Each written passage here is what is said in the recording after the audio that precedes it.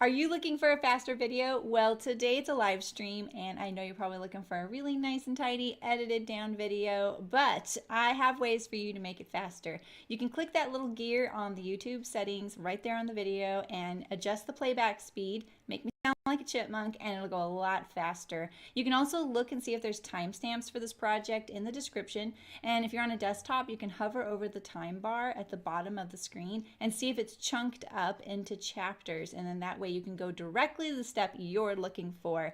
And lastly, you can also tap on the screen on the right hand side of the video picture or on the left hand side to make the video jump ahead, forward or backward if you're on a mobile device. And you can adjust that amount in your settings so you can have complete control over how much it jumps. So if you are on a desktop, you can use the fast forward or the rewind, and that will make it go faster as well. You can also enable subtitles, and the little CC on the screen will enable closed captioning. That way, if I am a little bit harder to understand with that double playback speed, the subtitles might help you out. All right, well, I know that it's not a nice little edited video, but if you sew with me, we'll get there together and it'll be lots of fun. And now for the live stream. Happy sewing!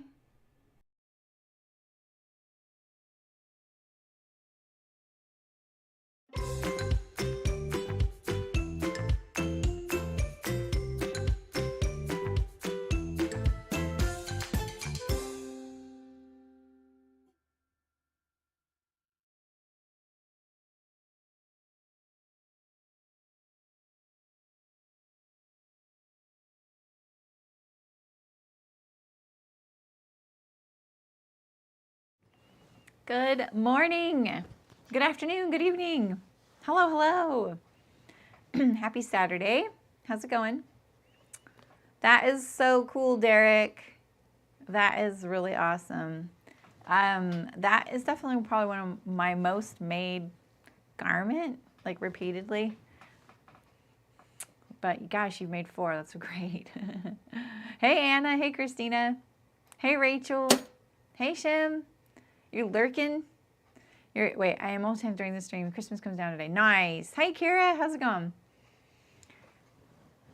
Welcome, welcome. Hey, Terry. How are you? I almost brought my pajama pants home, but then I realized maybe it'd be fun to see how I sewed these. They're so threadbare now. Hi, Beverly. Beverly did our timestamps for part 1. Thank you, Beverly. They're so good, too. She did put little notes. Jeremy would have done a French seam fly here. Hey, Marie. Yeah, and I thought, I actually realized this morning that the other day I threw away this fly. Well, I don't know if you really care about the reasoning why, but I had recorded a video and I couldn't get something to work on one of the pattern pieces. So then I was like, did I sew the fly wrong? And so I sewed it again and it was fine. And I had just like a piece of zipper in there with no hole on it or anything. And I just decided I was like, my studio became kind of a pigsty during December, and I just threw it in the trash, you know. Usually I will repurpose things, but then I was like, oh, I could just tear this apart and use this. I'm going to show you really quick how to do a French seam fake fly. Really, it's so fast. So we'll hopefully I didn't just jinx myself. Hey, Marilyn. Hey, Blair. I just got your label thingy, Blair. Sending them out today. Hopefully today. I don't know if I'll make it back to the post office or not, but I'm hoping to. Oh, you are? Nice, Terry. Hey, Monica, how's it going? All right. I feel like, what do I want to say about those, Terry? You know what I want to say about those is, hi, Claire. If you are using a one-way print on the pocket, cut it upside down. You know what I mean, Jelly Bean? This is one thing that even I keep not catching when I cut out a pattern, is that every single welt pocket pattern I get, they put the lining, they print it so that you cut it upside down, for the print. So it's, yeah, it is totally, Blair. And it was the perfect amount. So, yeah. So in other words, I don't have a sample here. Oh, I do have a sample here. Let me show you. That's so funny because I literally was just showing you guys this the other day. This is an identical pattern. It's just the women's version, Terry. So if you'll notice, this is the women's version of the Wardrobe by Me chinos. And this is a very innocent mistake. I would have done this too. I wouldn't have done it straight out of college. That's the funny thing is like, you know how like some of those basic things you just forget to do after you've gotten really far away from your learning experience? And this is one of them. So do you see how my owls are upside down on the back pockets? That's because the pattern is printed like with the text on it and the grain line so that this happens. So just flip it over. It's the same on the Merriam trousers. And I keep meaning to just send them a quick note and just say, just so you know. Any kind of pocket lining that is on the fold right here, you most likely have to cut it the opposite way you think.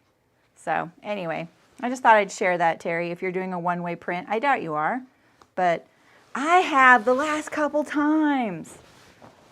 And when I did, and it's like visibly, like I'm sewing it and recording myself, I'm like, no. So that's just a little tip. So easy to forget to mark the pattern that way. Hi, Amy. Anyway, you're adding an adjustable waistband. Ooh, fancy. Okay, what else do I want to say? Well, here's our progress on these. We could brighten this up a bit. You know what? It's because it's cloudy. That's why. I'm like, why though? We don't usually have to. I'm gonna like tone this down. Don't worry. And then we're gonna go boink.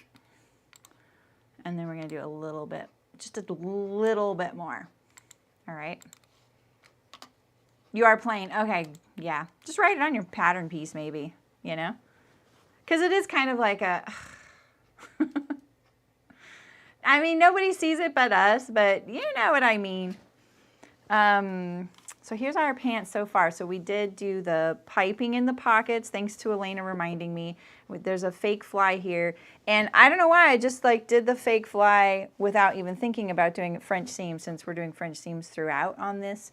So I just thought I'd really quickly show you how to do that, because I did do it on the original Carolyn pajamas that I sewn. These are my really threadbare ones, and the fly got caught on the handle of the drawers in my kitchen. So it ripped it. This has happened recently. And so this is the waistband style we're gonna do. It's gonna be clean finished.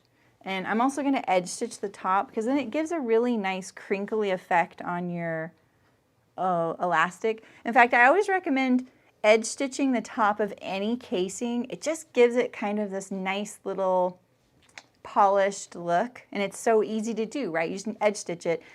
Just be careful that you have enough interior space for your elastic, because these are usually they're really calculated closely to with no wiggle room, right? Because you want it to be kind of a snug fit, not something so snug that your elastic will buckle, but snug enough that it's not going to roll as well, hopefully. We're all hoping that, right?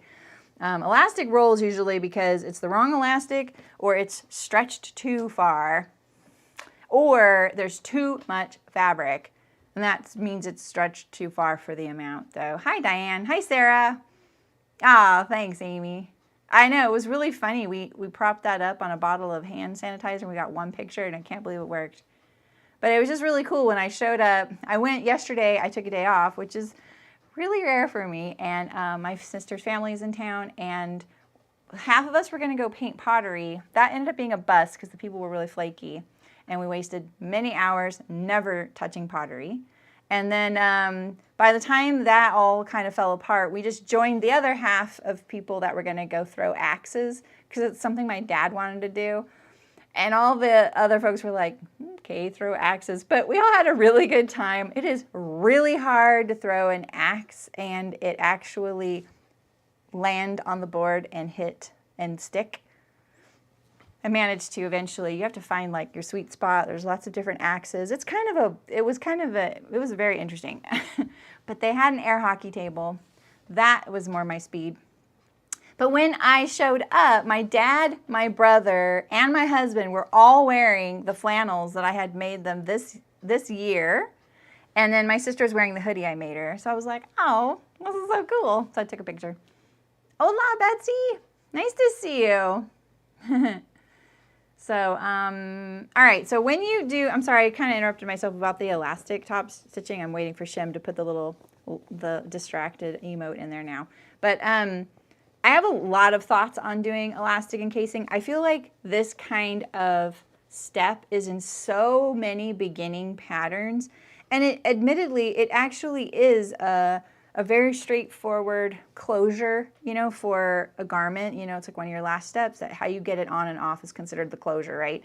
And however, we've all been disappointed so many times by either our elastic being too loose inside the casing, too tight in the casing, twisting, buckling, you know, like when it goes like this inside there, like this. Oh, sorry, it's really bright. But when it kind of bends like this, it's also, this is definitely knitted elastic. Not my favorite, but it'll work for something lightweight. And let's get rid of that. So my tips when you're doing this is, you know, usually they say just to subtract 2 inches from the place that it's going to land, and that is sometimes just not accurate. If your fabric's kind of heavy and they're kind of a little fuller than what your elastic can handle, your elastic's going to stay slightly stretched out in there because it's just not lightweight enough. The fabric's not lightweight enough for it to snap back, right? So you have to accommodate for that, and it's hard to know. Like, trust me, I have been doing this for like 35 years. I have been putting elastic in pants since I was like 14 years old, and there's no guaranteed formula. I don't know if that makes you feel better or makes you more frustrated, but I just thought I'd tell you that because I get this question outside of the stream sometimes, like in the guild, or I'll get it in a DM on Instagram. I have to clean my glasses. I can't even see you guys. So there is no guaranteed formula because the elastic type you're using, the fabric weight you're using, and the amount you're trying to scrunch up there's just so many variables. But once you figure out your favorite elastic, you will figure out what works best. Yeah, exactly, Christina. Yeah, so I don't know if you wanted to hear all that, but I just thought I'd say that. But I do recommend, like, especially if you're kind of at the beginning years of your sewing and you've been doing a few of these and you want them to look a little bit kind of nice, I love doing the little edge stitch at the top. And if you want a slight little ruffle, you can put the edge stitch kind of, you know, like a 1/4 inch down, and you get that cool little paper bag waist thing. So, hey Pam. Yeah, right, Betsy? I feel like when I don't have the answer for someone, it's like easy for me to go, why don't I know the answer to this? Like, am I just not good enough and am I not smart enough? And there's a few things that I just have to go, no, because there's just too many variables, especially with elastic. It's funny because I wrote down this topic in my notes on my phone recently because I was thinking about knit fabric. And I was thinking, like, even I don't understand why, if you put 7 or 10 different jerseys, just jerseys in front of you, fabric, they would all stretch differently. Why? Because that fabric is not, if it was all cotton, just straight up cotton jersey, they would all stretch differently. And And when they make jersey, it's knitted together. It's not knit together with a yarn that stretches. It's knit together with yarn, cotton yarn. So why do some stretch more than others? It's like textiles are such a huge, big world, and it's one of the other big questions I get is about fabric and how to buy it and how to, like, especially online. And we're actually having a skill building session about this year, but there's a past, I feel like there's a past Zoom in the guild. You can watch about that, but anyway. Textiles are a really big thing, and there's just too many variables, right? And then you add in lycra or some sort of, you know, non-brand lycra in a yarn, and then you start talking about double knit, which, you know, means it'll have knits and purls on either side so it doesn't roll. There's so many variables with that. Like, I just don't know that. I just can't know it all, you know? And I would like to know some guiding principles myself, you know? All right, let's get sewing. That's what you're here for. You don't want to hear me rant about this. I'm not ranting. I just want to give you a little bit of context, you know? Okay, so today we're going to do the cuffs at the bottom and the waistband. Which one's which? These are cuffs. This is waistband. And I still have some of my piping here. Which one do you think I've... They're both kind of a mess. This one feels smaller, so we'll use this one. So, I already cut my elastic to fit, and this is kind of what brought this whole thing up for me, because I was like, all right, I feel like a good starting point when you're doing that is to, you know, go to your pants and go, all right, this is a very similar weight fabric. I would argue it's a tiny bit tighter woven, so it's a little thinner. I love this fabric, by the way. It was from In the Beginning. I don't think all of their fabrics are this weave, but I really loved when I got these bolts, and it was for a project from Chicken Boots years. So, yeah, exactly, Amy. And so the first thing I did was like, you know, I'm just going to, this is the exact same size pair of pants, same exact, I haven't changed anything, right? This is not the same elastic. I can tell. This is a non-roll elastic in there. I'm pretty sure. Something I don't use very often. So this is most likely not going to react the same, you know? So I try and get this nice and relaxed, stack it right up on top of itself, and go, all right, you know, let's see here. I definitely think I cut this too big. I left a little for overlap, so let's take off, we're going to take off one whole width, because we really only need to overlap it like that. We can cut straighter than that. I mean, some days not, right? So we have like this much overlap right now. Your instincts are better than you think. I mean, this feels very, very bouncy. This is also wider, so it's going to react differently. But it feels pretty nice. It feels nice and taut. I feel like this will be pretty good. It's just this, I think, honestly, is stretchier. Kira, you didn't have to do that. Thank you. Did you guys get an alert? I feel like they were muted the other day.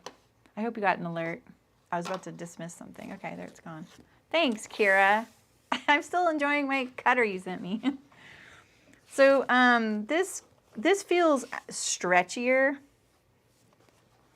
This feels less so. Yeah, look at this. Look at how far I can stretch this. Well, I can only stretch it as far as the fabric will take it. I don't know what I was about to say. You know? Yeah, I feel like I should cut this down a little more. I'm going to cut it down a little bit more. Okay, and the other thing to note about stretch on anything, the smaller the piece of anything, fabric or elastic, the less it will stretch. So let's say your waist is 50 inches and you're going to use a piece of elastic.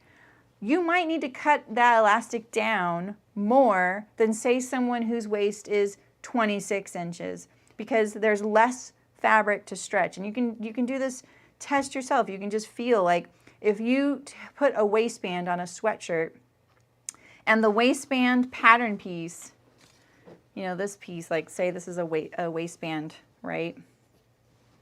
See like this, how this waistband on this pair of pants is cut in two pieces. There's two seams on the side. If you cut a waistband on a sweatshirt that's like rib and you put a seam on the sides, it will not stretch very much. I always recommend you just put that waistband on the fold and make a much bigger piece.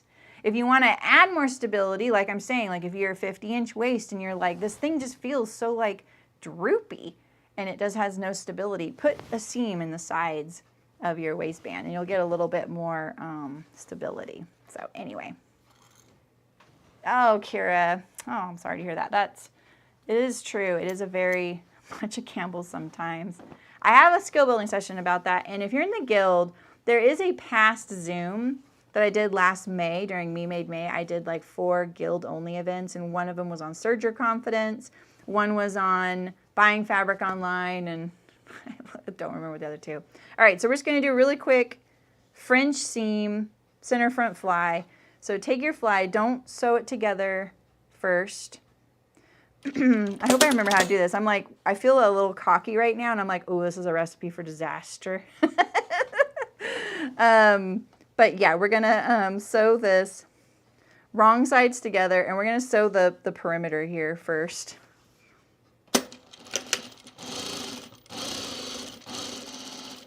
I'm gonna do a 1/4 inch seam because I have 5/8 inch seam allowance. This is not that pattern, by the way. We're going to clip right here. All right, and then I won't go to all the trouble of like ironing and stuff, but we're going to clip this curve for sure right here. Right, clip the curve and everything. And now you're going to turn it. Come on. Right sides together. Press it really good. Like I would press this like this first. Press it. You know, even just leave it kind of inside out and press that seam, and then press it again, right sides together, and get that edge right on top of itself, right?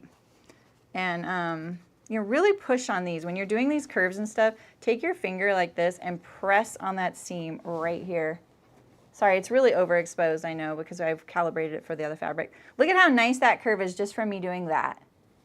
I've actually been like paying attention to when I do that, when I don't, and I'm trying to do it more often. All right, now we're just going to enclose it. So 3/8 inch seam. You will most likely have to trim that down, that little edge a little bit, but remember, this is inside your fly. No one's really going to see this. Liza. I don't think those were shaming posts though, Liza. All right, so here we have, it's done, right? And we don't have our center front seam here. So if you want, I mean, I wouldn't actually put it in. You can see your notch right up here. I would fold that along the notch there. But if you want, do your basting stitch right here. And then, you know, press it. And then you're pretty much done, right? You just need to do their top stitching of the fly right here. You really can feel the ridge of the French seam. It's really easy this way. If you want to top stitch the lower fly, do that. And then there you have a French seamed fly. Fake fly only, okay? Fake fly only. You cannot do this on a regular fly because you need this fly to be pressed open for one of the steps for like your zipper or your buttons or something. So there you go. That would be a French seam fly. And then you can just sew it shut at the top and it's ready to go. All right. Throw it in the trash. It's terrible. I'll put it in my little sample bin. All right, so the first thing we're going to do is we're going to do our cuffs. And we're going to separate these out. So we have 2 that are shorter and 2 that are longer. And these need to be trimmed down because I tapered my leg a little bit. And I can tell the pattern wasn't tapered yet. So I'm going to taper these down really quick. I told myself I would do it at the machine. Sorry. Hi, Malin. How's it going? Oh, I think Eliza has some words for you because she's late. because of you today, Mullen. I'm just gonna cut that like that.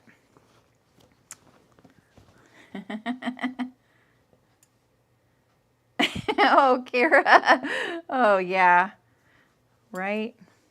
Okay, so I'm just going to try and cut a parallel. This is how I cut parallel lines when I don't have something. I cut a little bit, and then I fold the fabric up. You learn all these little hacks for figuring out mathematical things without using math or rulers as a pattern drafter. All right, and so now I'm just going to measure the back. You don't have to do this. I did it because I tapered my leg and I didn't change the pattern. And when we were cutting it out, I was like, I'll just fix it at the machine. And, you know, here we are. Could have done it off camera. But I took the day off yesterday. Right?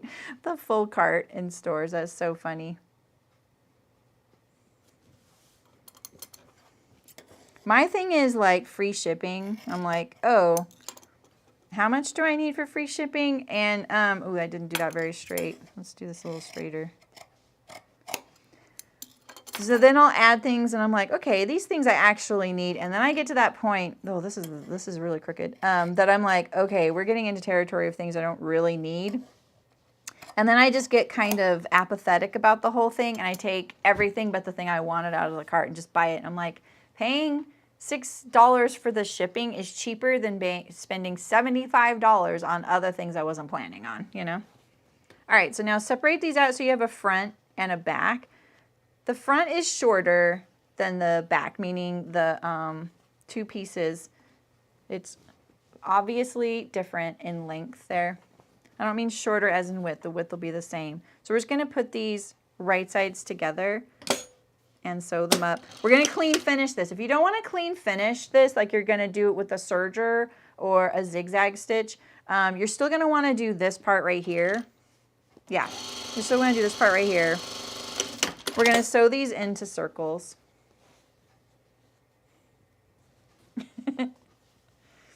So maybe that first skill building session about cutting confidence should have been about buying confidence.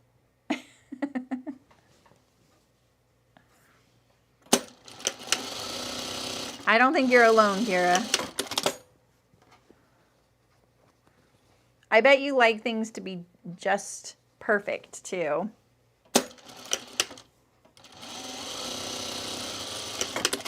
All right, I'm gonna, am I? Yeah, we're gonna go and iron this real quick. Had to think about that. When I have to iron like the seam open on two sides like this, I offset them from one another. Make sure they're good. And then I can do both at the same time. I just avoid putting a crease on the edges there. This fuzz is plaguing me, man.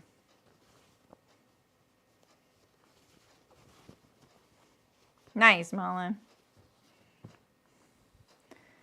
My neighbor here, my office neighbor, he's an architect, so we don't even do anything similar.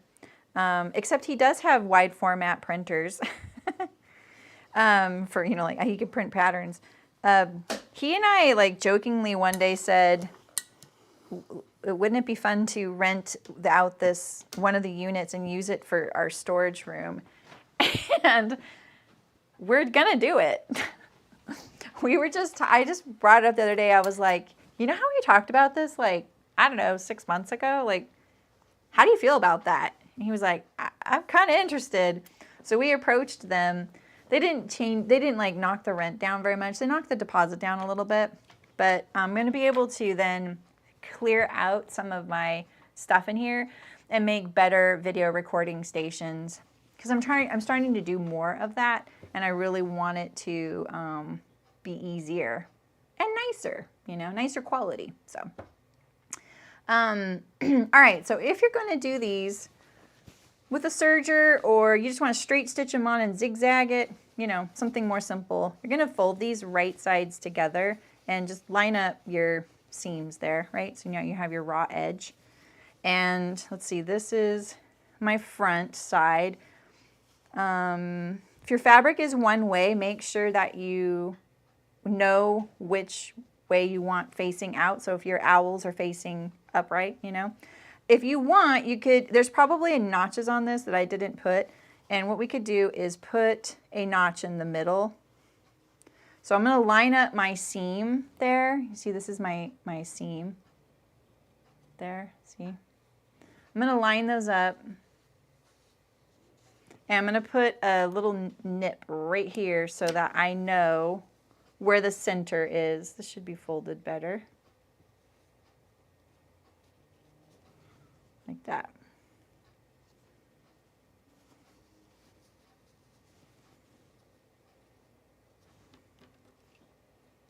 Like this. And then we'll do the same here. Just line up the side seam together. This is kind of nice because we're going to be concerned about our piping.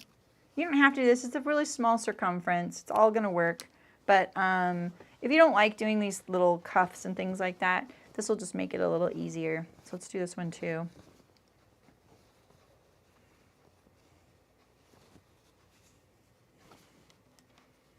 Yeah, right, Elena?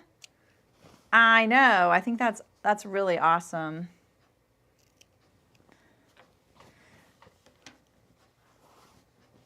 Yeah, it's a splurge. I'm a little nervous about it. It's going to cost about $125 more a month, but it's right there. And like I said, I can make these spaces nicer. I'm really hoping that I can figure out without buying another computer, because I can't add any more cameras to my computer. I have 4. There's a limit that you can add camera-wise because of the graphics and stuff. You'll just start getting lost. I sound like I know what I'm talking about, you guys, but I don't. I just know that. And I know after 4, my computer stopped registering. Like if I put another camera in, it just won't pick up anything. That's how it is. So anyway, I'm really hoping that I can get it to where my serger is right here so that it can be on a face cam, because I'd really like to do more videos with knits and sergers. I know you guys would like that too. So, all right, so we have that. That took a bit. We got both of these. All right, so now let's say this is the front. See, there's my pocket, right? Another way you can denote front and back is a single notch in the front and a double notch in the back. But we're just going to keep this straight. Remember, you want your directions together, like your directional prints, right sides together, so don't get any upside down owls. And then you're just going to put your pant in here just like this. If you want to tack your piping on there first, I'm not actually going to sew this, I'm just showing you what to do. Where's my piping end? There it is. It was going down into my oil pan. The heck?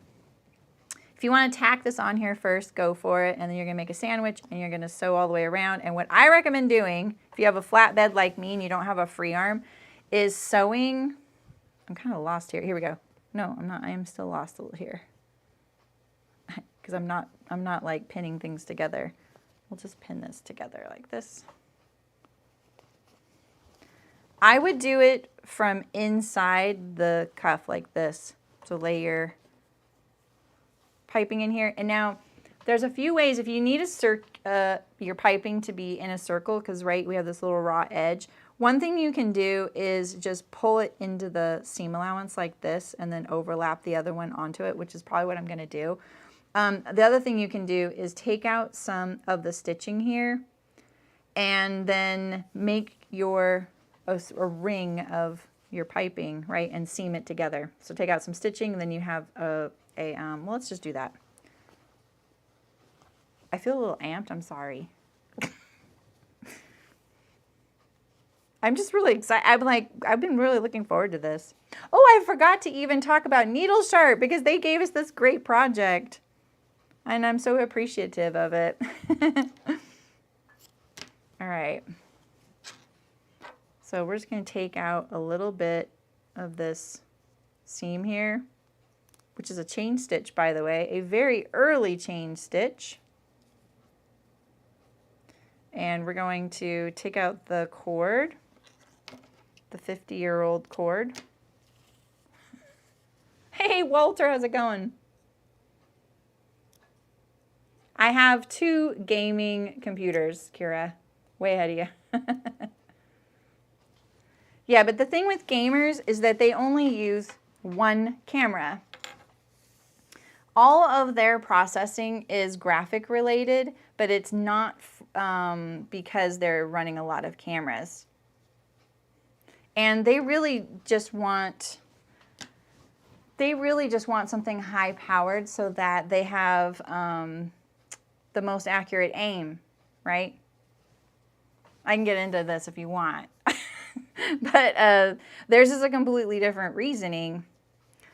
So, and they're usually running 2 monitors. They use one to look at their chat and one to look at their game, because they obviously can't have their chat on top of the screen that they're gaming on.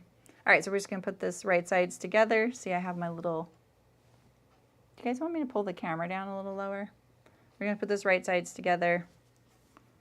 If you do this, err on the side of making this smaller rather than larger, because it's on the bias. I was just making sure this wasn't twisted. It's on the bias, so you can stretch it a little.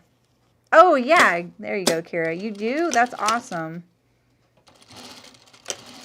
Yeah, my problem with my computer is that it is a gaming and streaming PC, but it was pre-built. My home computer I just had built because it's built for editing video, because I didn't have enough RAM anymore. It came with a lot. It was also a gaming and streaming computer. Editing video, you guys, takes up so much more. Like, my computer would chug. Oh, wow, Walter. Nice. Oh, cool, Monica. That's smart. Hey, Nancy. I have a free arm and I still prefer that. That's cool. All right, so now we have this little circle of piping. Let's do our other one. This will make it easier. I don't think I did this on my other because it was binding. It was flat, sorry.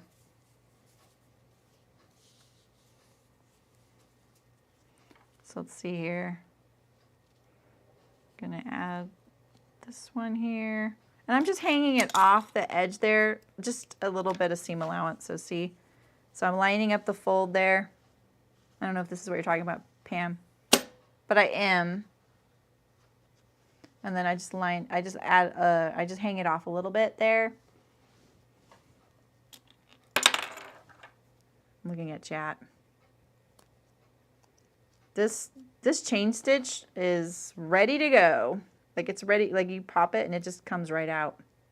It won't come out going on both sides because chain stitch is directional. That's why that side was easier to do. All right, so let's take out this cord.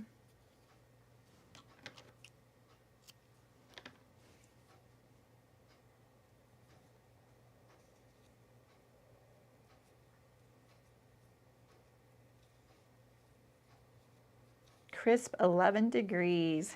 Oh my goodness.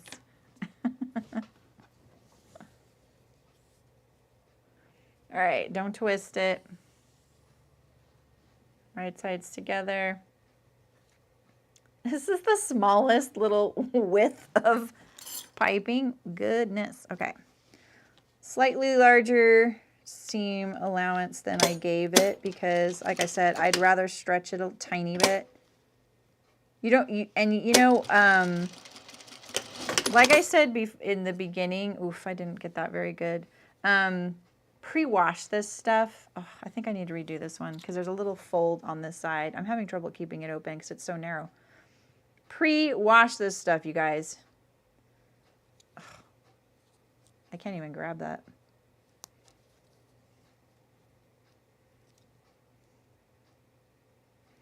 I love all the quilting talk. I have no idea what you guys are talking about.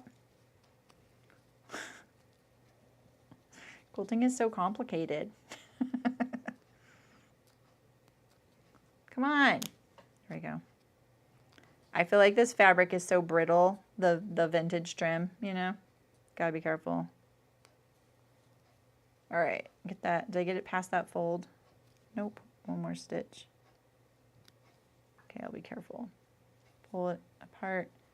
It's pre-folded there, so it wants to give a little tuck. I'm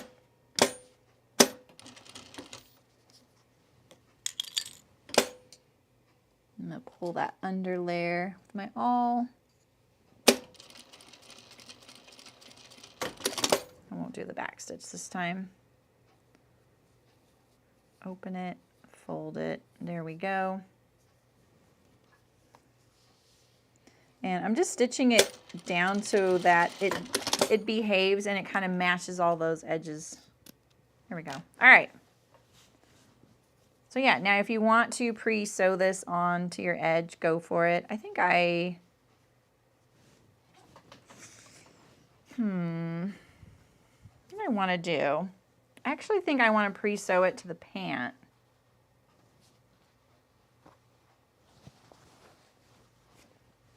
I pinned this one. All right, so again, like I said before, make sure you keep your directional prints okay. And I'm going to sew the piping to the leg first.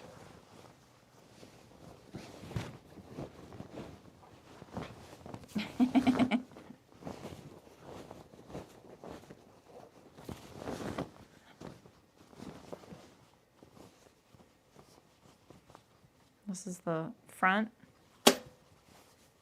This is the front. All right, and I keep forgetting I'm putting the piping on first. Putting the piping on first. I have to admit, I normally would do all this in one step, but I think it's just prudent to, you know, pre-tack it on there. The thread on this vintage trim, you see this has a chain stitch on the back. It's very chunky. I'm going to put this lower profile stitch towards the right side of the pant. Maybe hopefully to make it a little easier to conceal that. I'm just evening out my transitions there. Oh, nice, Diane. You are? My friend hosts one, and it's a remote one. It's not a guild, actually. It's not officially a guild. It's a group. She's really into modern quilting, though, and she's very knowledgeable. I want to put this on the seam on the end seam. Okay, perfect. Here we go. I'm getting there. I'm getting there. I'm going to push my seam allowance to the back. I'm just going to tack this on.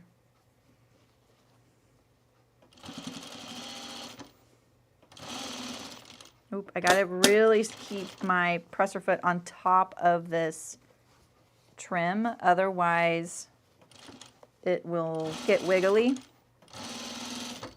Oh, see that? That got a little wiggly. I really need an edging foot. If I did more of this stuff, I would get one.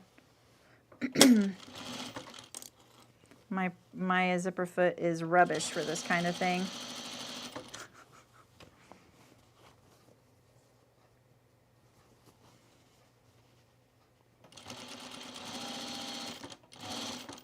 All right, this is the back, so I'm pushing that seam allowance toward the back. And almost there.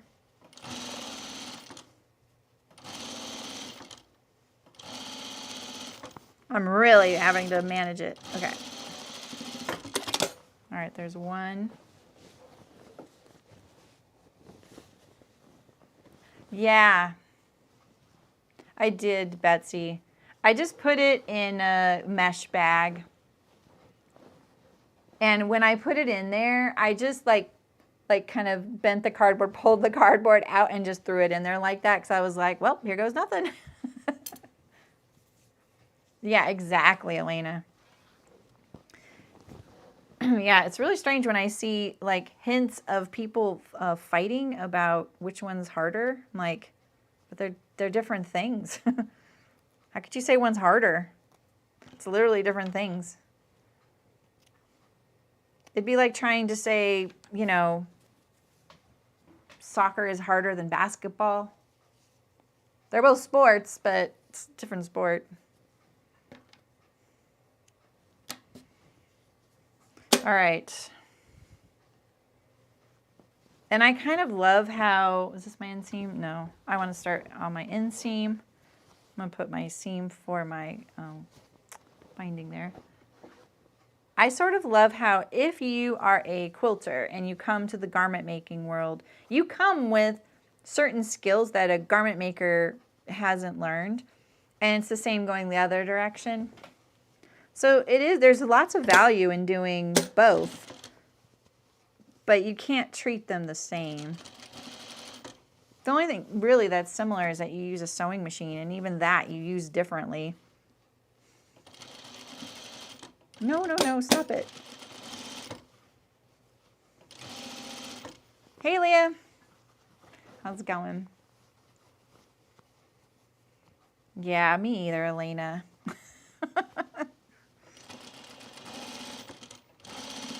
I hear you on that. Okay, this is the back, right? Okay, seam allowance.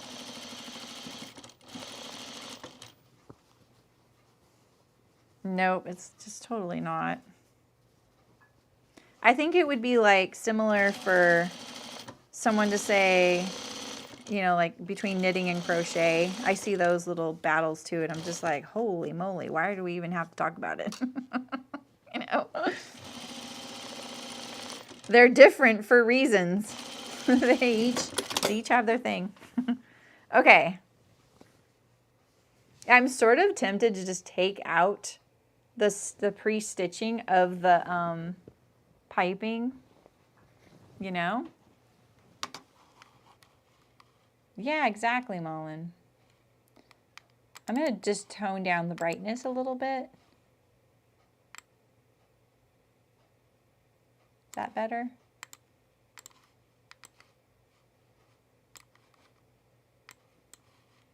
Oh, right, Elena? Oh my gosh. The couple of quilts, I was like, okay, I'm going to try this out. I really want to meet some in real life sewing friends in this area.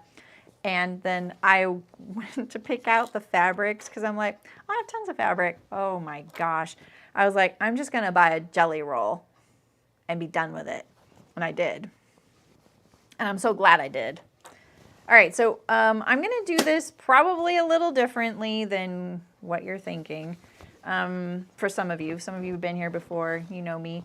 I'm going to sew this from the inside to the outside. So I'm going to put this on here. And we're going to put this the cuff right side to the wrong side of the pants, all right? And we're going to line up our seams here, just like this.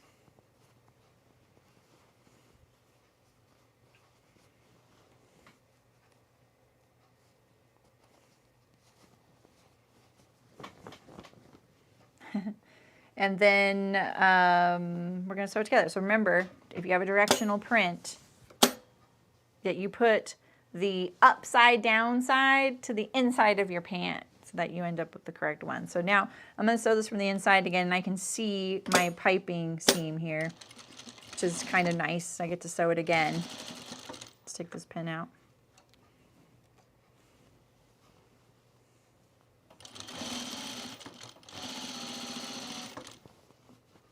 So yeah, if you're just serging this together, you would have just put, you know, your folded cuff to the edge there once your piping was in position. And you would just do it right sides together, push the seam up and top stitch it from the right side. That's what I would do. This is going to be a cleaner finish. It is not necessarily superior, but it will be a little bit lower profile on the inside, which is something I like. And it's kind of fun to sew. It's a low risk place to try this out. I do this kind of a right side to the wrong side technique for everything. Waistbands, cuffs, collar stand. If you're here at all with me for any length of time, you're going to end up doing it that way if you want my tips on it. So, all right, so now we have our cuff, right side to wrong side there, and we'll do our other one.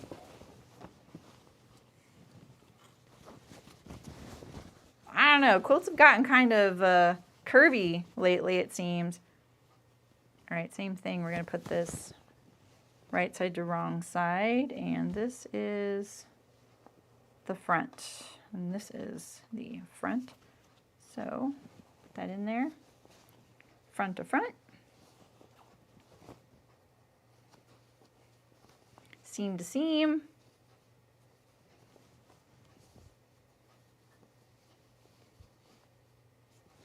And we'll sew it one more time. Hey, Adriana. Yeah, that is a really overwhelming part. I will say that in fashion school, besides sketching was a really hard class for me. I ended up doing, oh, look at my centers aren't even lining up. Wait, is this the wrong one? This is the wrong one. I have this on the front to the back. Sketching was really hard for me, and I've even told stories about this one sketching teacher who, I don't know how they found out that my real father, who didn't raise me, I never lived with, he's an artist. And I don't know how they knew that. It was really, really weird. Maybe my mom wrote it as his profession on something, and they needed, like, she wrote his name down for my parental stuff, you know, like, I don't know. But I remember I had a sketching teacher bring it up, like, because she was just really awful. She was just really mean. I passed out in her class once. I was so, like, keyed up from stress and being in there. I was never good at drawing faces or fashion sketches, but I was really good at the technical drawings. And so I just did that. And a lot of my sketching teachers were like, you know, you're going down the engineering path. You're doing design and pattern drafting. It's fine if you want to do flat sketches instead. And that's what I did. But that one teacher, ooh. But I will say the hardest class besides sketching, which is just an ongoing hard thing for me, was color theory. It was so much work. I bet it's so different now too. You had to paint chips all the time, and we would make these elaborate color graphs and things, you know, like a graph of hues and a graph of tints, and the color wheel. And he was really, really strict. It was so amazing how he could see color, and I could not see the difference. You know, my eye was not trained like that. And you had to paint every chip. So I remember just one of them was like 96 paint chips, and you had to paint all the chips. So it would be like one color getting from light to the darkest.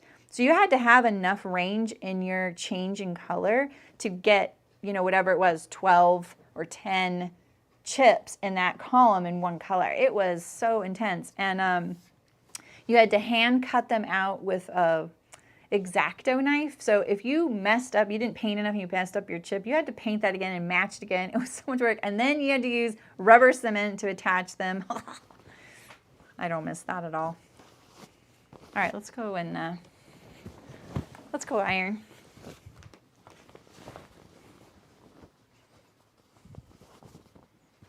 I know, Leah, right? Like I feel like that really did make me shy away from doing anything. And I've always really looked up to people who can draw.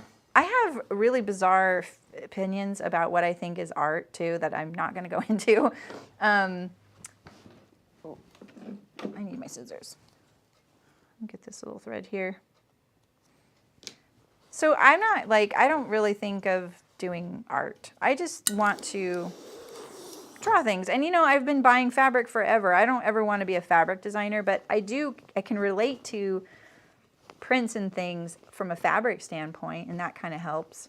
So if you want, you can turn this under and press it now. Do I want to do that? Because this cuff is on the fold, I think that that would be fine to do. If this were a cuff with a seam, I wouldn't recommend it. You will limit yourself and you will struggle to get your cuff to lay flat without torquing.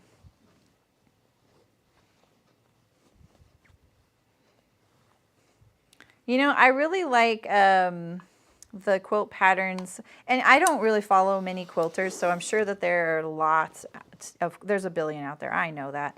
But I really like Miss Make. She works for Ruby Star, as I think she's like one of their employees, but I kind of like some of her takes on making quilts. They're pretty fun. And I've bought a few of those patterns. Have I made them? I have not made them.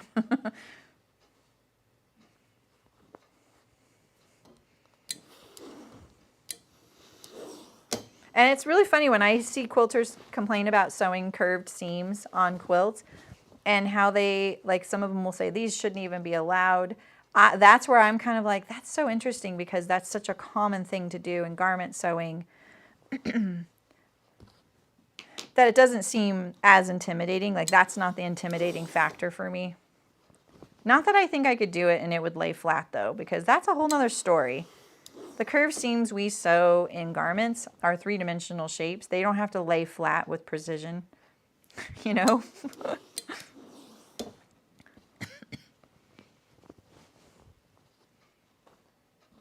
Exactly, Mom. They have to lay flat.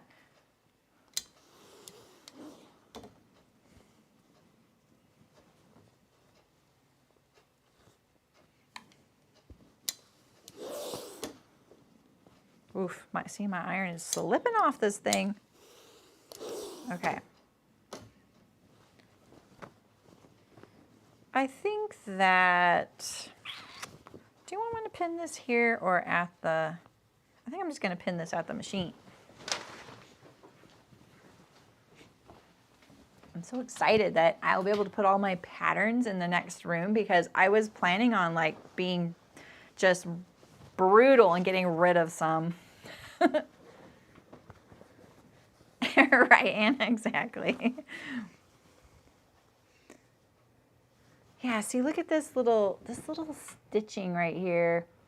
Think I could remove it? I really want to. Do you think it's worth the trouble though? I'm gonna see if one of these, oh look.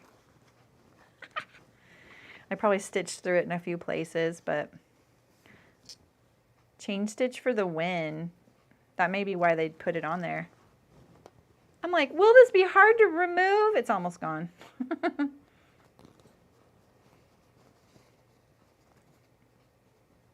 Here I stitched through it, so we are gonna have to.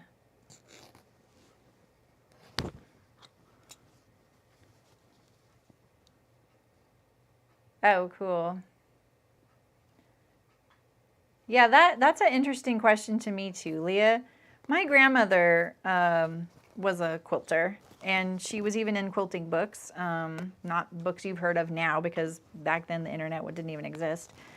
And I think, like, I remember when she was sort of transitioning from hand quilting all of her quilts to using someone else's service to do that. And it was kind of a new thing. And I remember how, I'm not going to say it caused her anguish, but she did. And I imagine, like, if I were in the quilting world, I can't even imagine what it would have been like if there was social media in the quilting world at the time when machine quilting came about. It would have been high drama.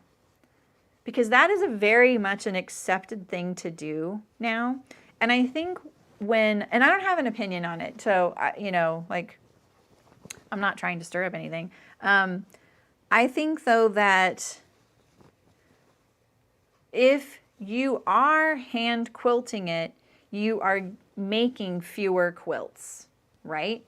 And so then that question Eliza poses isn't as pertinent because you don't have as many quilts that you're trying to fit into your life, you know? It's hard to see what I'm doing here, I know. But I remember her saying, like she had so many quilt tops done, but she was having trouble getting around to the quilting part. I'm just lining up the notch on my cuff. Even if that notch doesn't line up perfectly to the pant, I'm going to line it up to the cuff notch. So right here is the notch I put into, can you see that? Right here, right? It doesn't line up perfectly with the pant, but if I line it up with the cuff, then there won't be any torquing.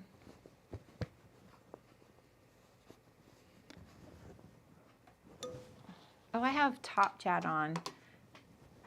I'm like, wait, Fiona's here? I didn't see Fiona. Live chat. What have I missed? What have I missed? Hey, good evening, Fiona. Oh my gosh, exactly. I remember, you know what the terrible thing about bad teachers is you remember their name too. You know what I mean? You don't forget those teachers. I don't forget the nice ones either though. Like Mrs. Woods, Mr. Lentz.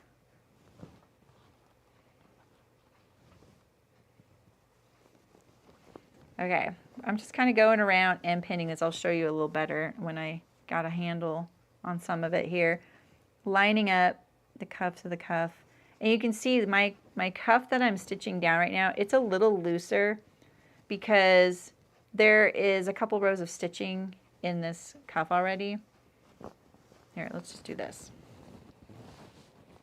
So I'm just pinning it on there, and we're on the right side, right? So we don't have to worry about aiming, like stitching from here and hoping we catch that turned up thing. We're on the right side, no stitching in the ditch or anything.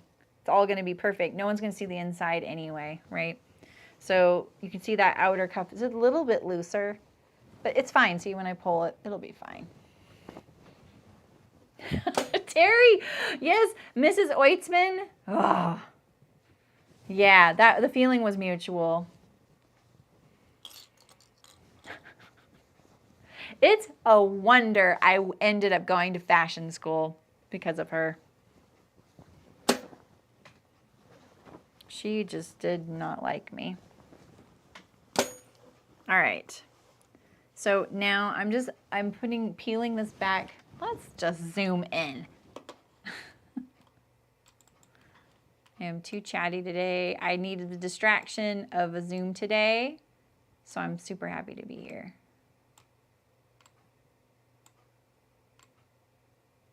How's that? You like that? Or do you want it closer?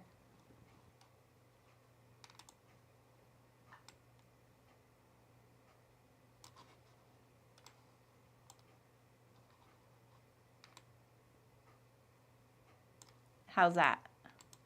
Okay.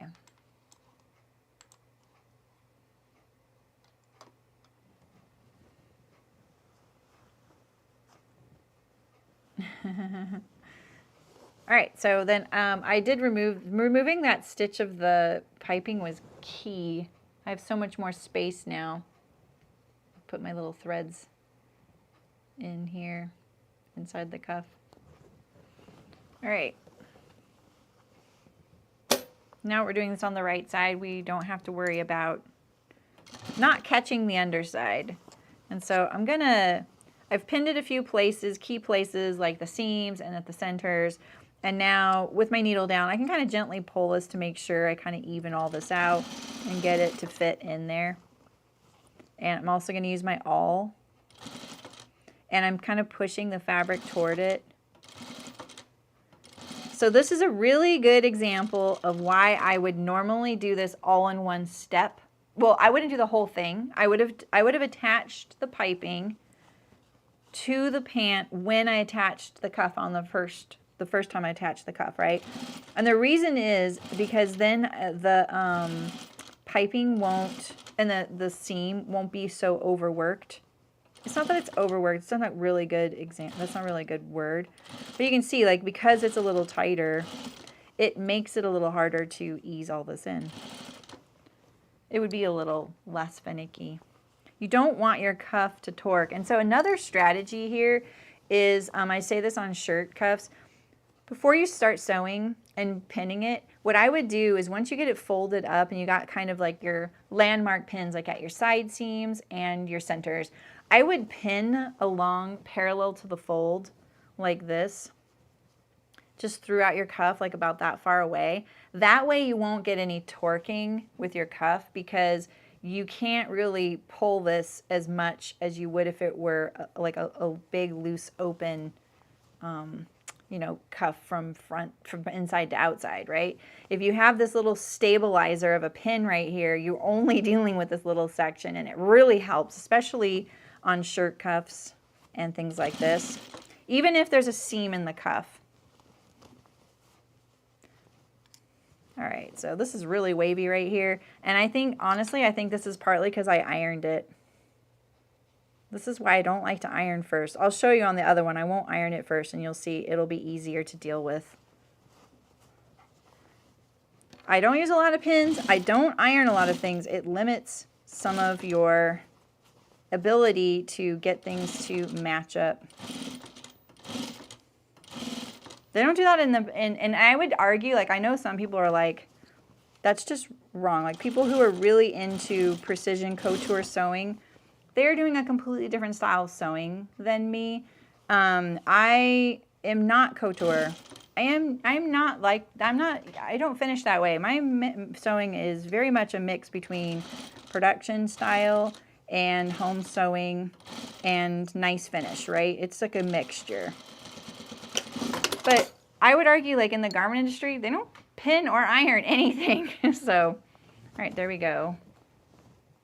What did you ask, Shim? Probably been sewn before the cuff. Yeah. Yeah, because the seam allowances are different. I had to. You did, Fiona? That's awesome. Who had a baby? What baby? Oh, yeah, Jessica. Hello. Congratulations. Well, now you have an infinite of things to sew if you want to sew kids' stuff. Yeah, well, and I don't do it as a sandwich because I'm clean finishing it as well. But if I was, like, if I were sewing and serging this, I would have folded this, done the piping and the seam all at one time. I totally agree. But when your piping isn't the same width, it's too hard. All right, let's take out this seam again. Oh, this is so satisfying. I know Ray is probably watching and going, yeah. Rip the thread out. I want a continuous one. I caught this little spot right here, though, with one thread. No, that's not the side I want. Okay, let's see.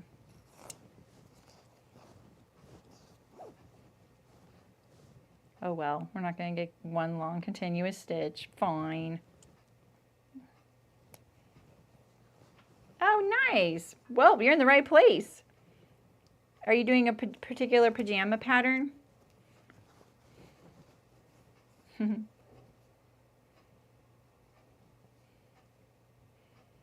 I don't even know if, how long has YouTube been around?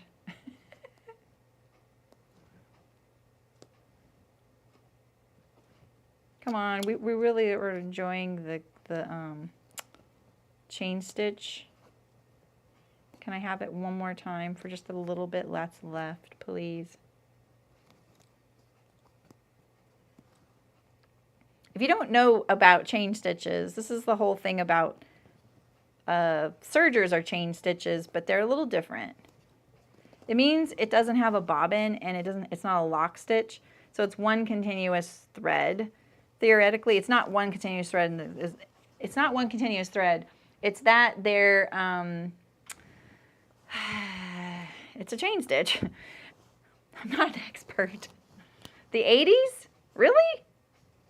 Oh, wow. No, it didn't. Walter's always trying to trick me. Anyway, a chain stitch isn't a lock stitch like your sewing machine, your home sewing machine, or your machine that you're doing your assembly on. But the thing is, a serger is also a chain stitch, but you can't, on all sergers, you can't just find a thread and pluck it and it'll all come out. So don't buy a serger because you think ripping seams will be faster, because it's not. Yeah, Elena, I did. And I trust your answers. I don't know about Walter, though.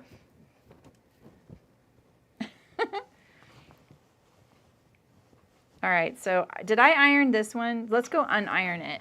I'm going to show you. You don't need to iron. Show you my, well, there's so many different ways to do things, so I'll just show you a few. Oh, right, Fiona? Okay, I do agree with you there, Walter. Although, I don't know, Walter, some of the things people think are cool from the 80s are just, they just so weren't cool. They were just weird. I know.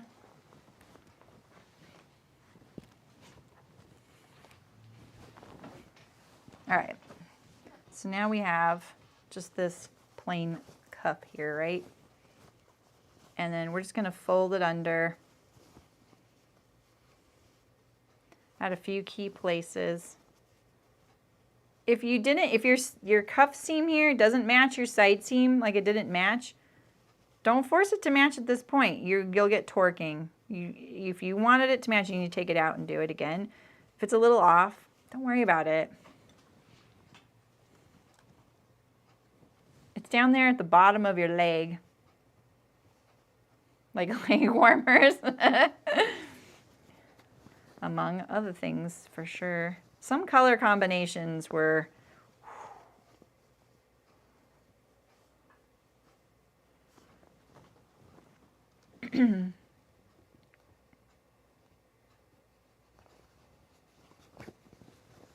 Oh, that's cute, Adriana. All right, so now I'm going to just kind of go like this. And then find my center of my cuff and line it up. Right there.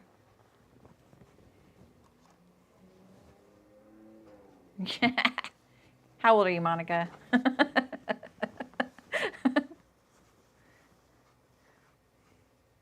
I mean, leg warmers were a functional thing for dancers. It was the fact that they made it into popular streetwear. We can agree on that, though, right, Monica? See, I knew it, Ray. I knew you were there.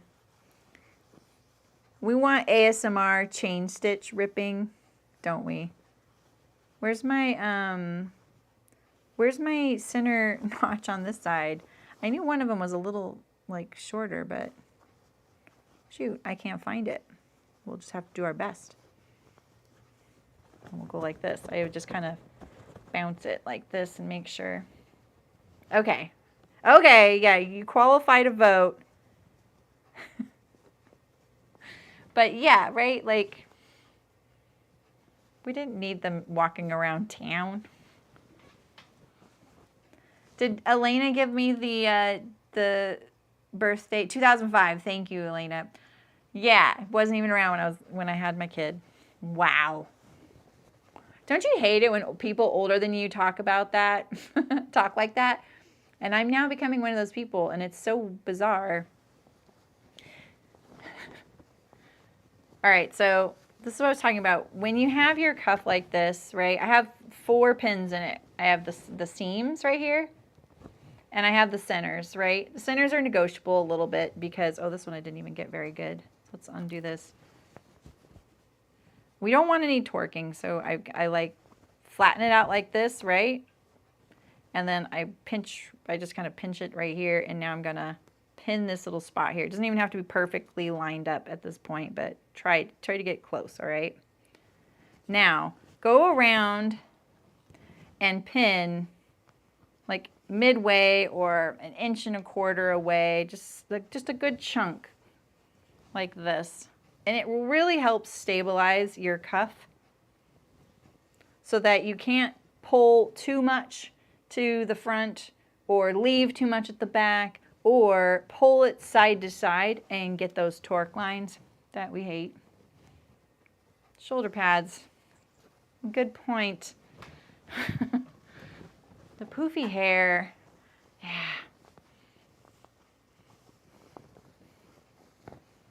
Oh gosh, Elena, I bet.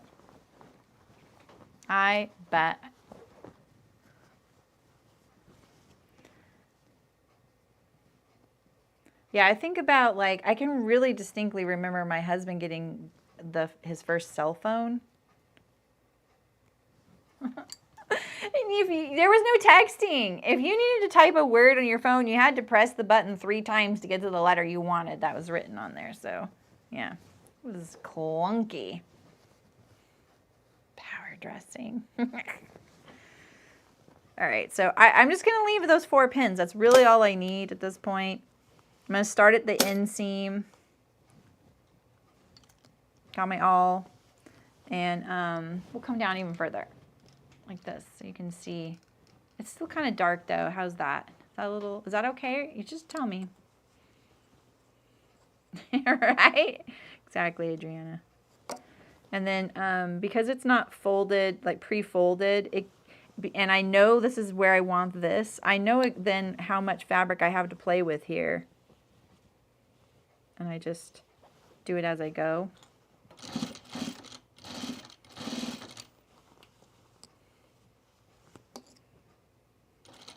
I'm just kind of pushing it gently.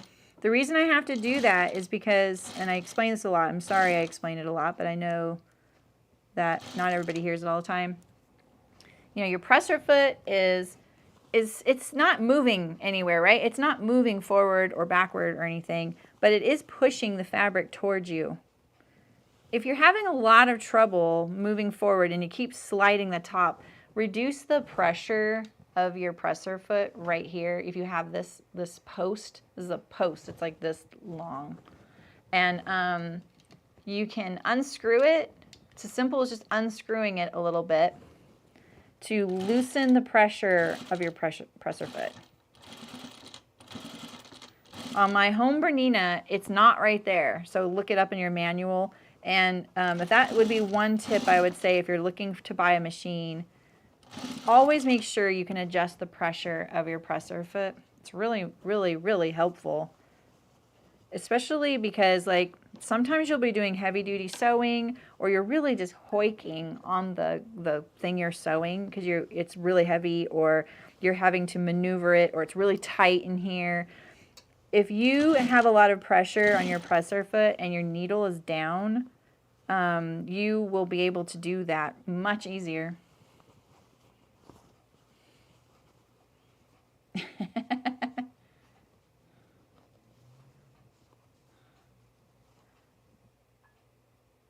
Do you think that's what it was called, T9?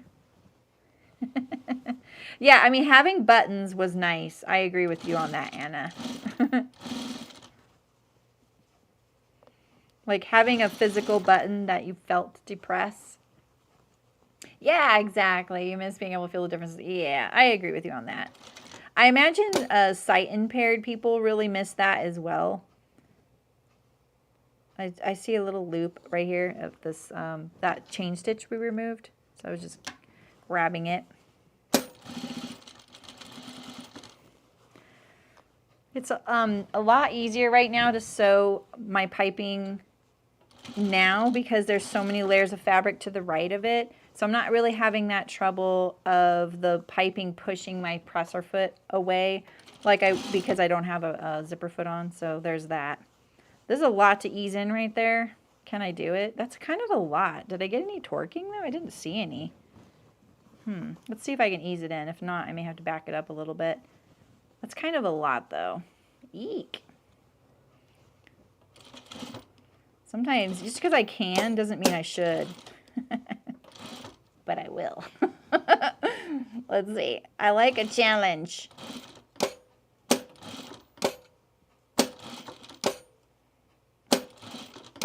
It may not look great. Let's see.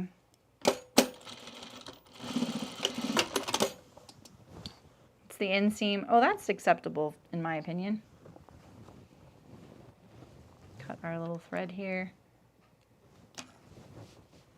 And then this is what it looks like on the other side.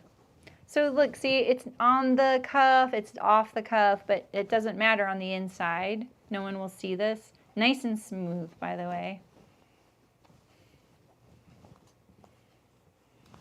I could probably do a better job. I know I could do a better job on this, especially if I wasn't like sewing on camera, but I'm pleased with this. And our cuffs are done. Our cuffs took as long to sew as assembling the pants and putting a fake fly and front pockets in. You gotta love it, right? All right, so do I want these right side out or no, let's leave them inside out for now, so I can remember. Thanks, Monica. Oh yeah, I want to see one of those in person, Adriana. I feel like it's a trick of the camera on TV. You know? I don't understand how it can do that. All right, I'm doing the side seams of my waistband now. If you want a draw cord, you're going to need to add your buttonholes now. And where I would put them is, so find your center, right? This is notched. I can see the notch right there, right? This is, find your center. Let's do it right side out. So if you want to add buttonholes, this is what I would do. Find the center and then fold this in half, okay? All right, and on your outer waistband, whichever one your outer is, if you have a directional print, you need to know that, right? So we'll say it's this one here. Remember that your outer waistband has to be the lower half, okay? So if it's that side, you know, flip it over, all right? My fabric is both directions, it doesn't matter. So this is your center front, and then your fold line is right there. Right there. And then we'll put in our seam allowances like right here. So now what's left here is, it's like 1 3/8 or something. I'm not being very precise, okay? I would put it, I'd probably put it about 1/4 of an inch away from the fold here. So 1/4 inch, 1/2 inch, maybe a 1/2 inch. Let's do 1/2 inch. 1/2 inch, that's it, that's it. I want them 1 inch apart, I think. We can look at my old pants too, because these work good. Yeah, they're about 1 inch apart. Okay. So this is where you want your buttonhole, and then find that center line and just put your buttonhole above and below that's the center, or put your buttonhole above and below right here on this pin here, a 1/2 inch away. Whatever your draw cord is, and then there you go. On both sides of the center front. Put your buttonhole in now. Cannot do it later. All right. So we've done our side seams, and I kind of want to stitch these down because I'm going to have to thread my elastic through. And I don't know about you, but man, I really hate it when whatever I'm trying to thread through gets caught on these little seams and it's like tethered at both sides. It's freaking triggering sometimes.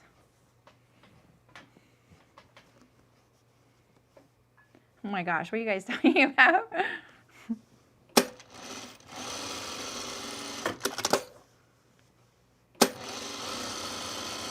You don't have to do that. I just want to. It'll be easier to put my elastic in. I'm all about quality of life here. Being kind to your future self. All right, so we're going to sew this again, right side to the wrong side of the pants. So just line it up at the side seam. Strangely, the front and back waist are the same size. So it's very easy. You don't have to worry about picking the right one like we did on the cuff. Push your seam allowance to the back. I'm sewing on the right side of the pant. I'm going to do this at a 1/2 inch seam. I know it's 5/8, but like I said, I want to top stitch the top edge of my elastic. Now right here, remember I tacked the pocket to the top waist here. So let's get this lined up. I didn't pin mine first. You may have pinned yours first, and you won't have to worry about this. Make sure this is all nice and flat. Because I tack this down, it doesn't mean that I couldn't accidentally pull this a little bit off right now, because I didn't tack it on the seam line. So get this nice and flat like that.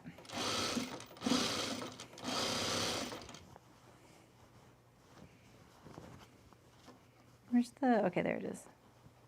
Just looking for the notch. Here's the fly. Get all your little threads to the thing, to the raw edge, to the thing.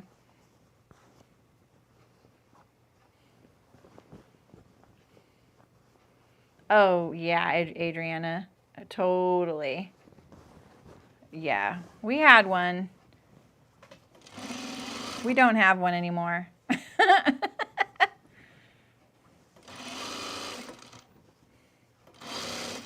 It just drove me crazy getting into that thing every time and being like,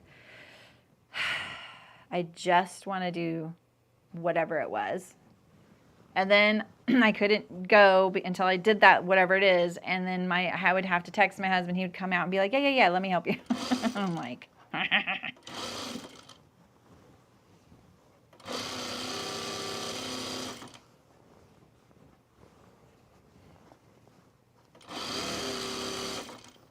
all right, what is this? This is the center back seam. I know I didn't give you my spiel of pressing the crotch seam opposite ways. But it's nice. All right. Okay, we have our waistband on there. And we're basically doing the same thing as the cuff now. We're going to fold this over, and maybe I'll iron this waist edge, but I'm not going to iron it folded or anything. Yeah, right, Monica? You got to be nice to your future self.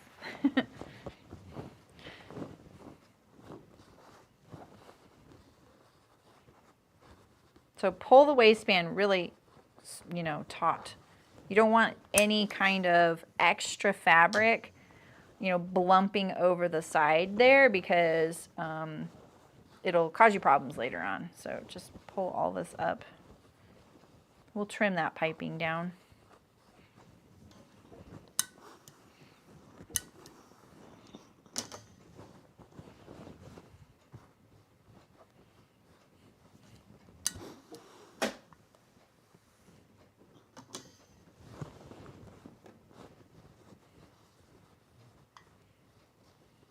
No, it's next week, Eliza. You did not miss it. Thursday. So excited.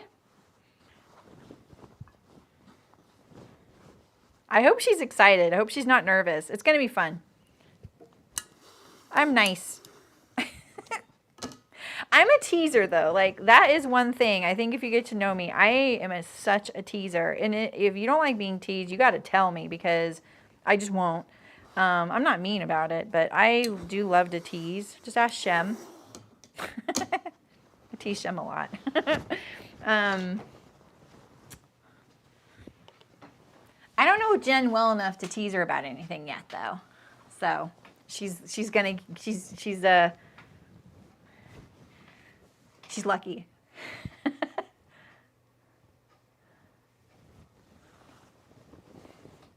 All right.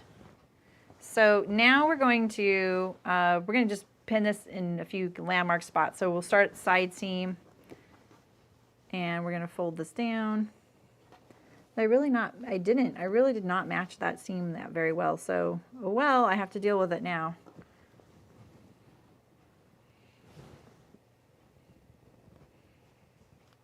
Oh, okay, good. All right, Amy, nice. Yeah, I was gone for the day, so I didn't get to tune in yesterday. I need to make sure I have her notifications on, because they're not. Because I don't get notified when she goes live for some reason. I don't know why. I know that I follow this creator. YouTube creator liaison. So like a liaison for creators like that do YouTube content and YouTube, like someone in between. I love how I just had to explain liaison to you guys. I did not, I know. And he explained notifications and why they don't work, because we've all complained about that, right? You turn it on and it just doesn't work. The thing is, if you have certain notifications suppressed in your settings, that right there is going to prevent that. And so I thought, oh, I could easily have something like that in my phone settings. So that could be why, because some people get really upset, you know, that they're like, I really wanted to be here from the beginning. I know you're recording it, but, you know, and it's like, I understand that. So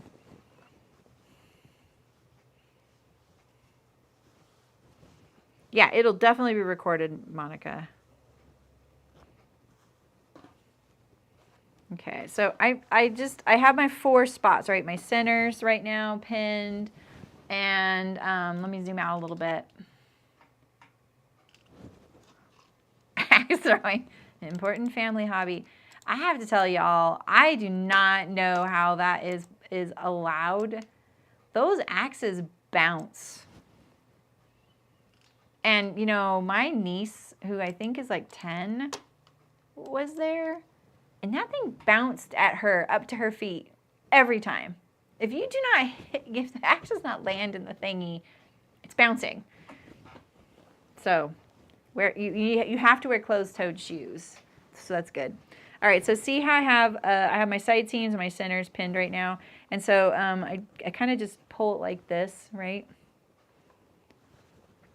Make sure that you don't have any extra kind of blumping over that seam, right? And then I'm going to pin one now in the middle here. Put all those threads. And I kind of, like again, I'm pulling this side here, the underside. It was fun, but it was not fun to watch. Like, it made me a little stressed. All right. Same thing. I'm just doing one in each of these little areas for now. And once you have like this, like one on each landmark, and then you have one in the middle, now you can just go and iron it, and you don't need any more pins.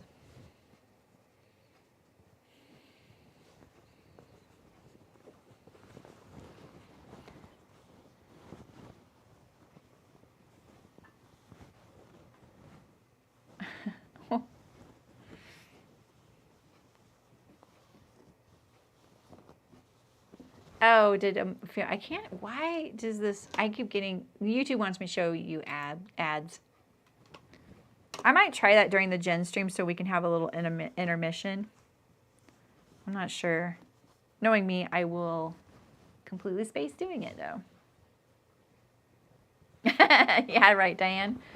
The one thing I will tell you is that it won't differ from each one of us. So you won't miss anything. Like, you're going to see the exact same screen on each side, because we're going to be streaming our Zoom session, because that's the only way we can do it. So you won't be missing anything. Doesn't matter who you watch from. Okay, so now we have this pinned once at each landmark and then once in between. You go over and then just iron this, and you won't have to pin anymore.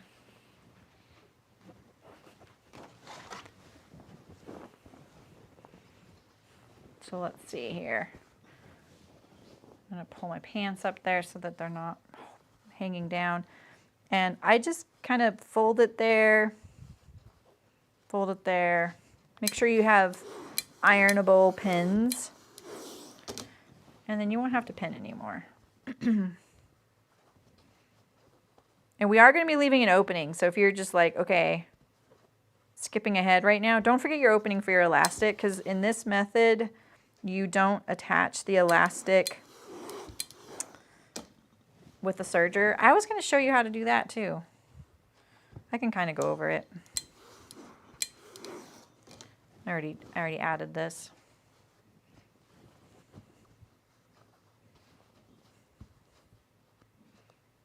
Getting these threads out of the way.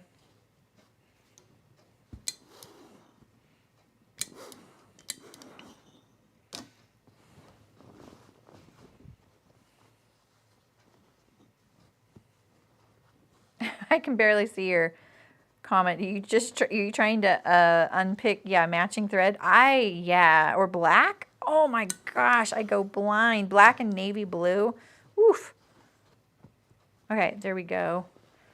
We're ready. Oh, my label. Ray.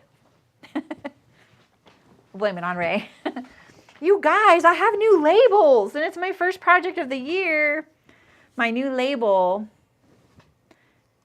it's kind of bright, is I put me on here again, but I put so this time. I don't have one of my old ones. I ran out.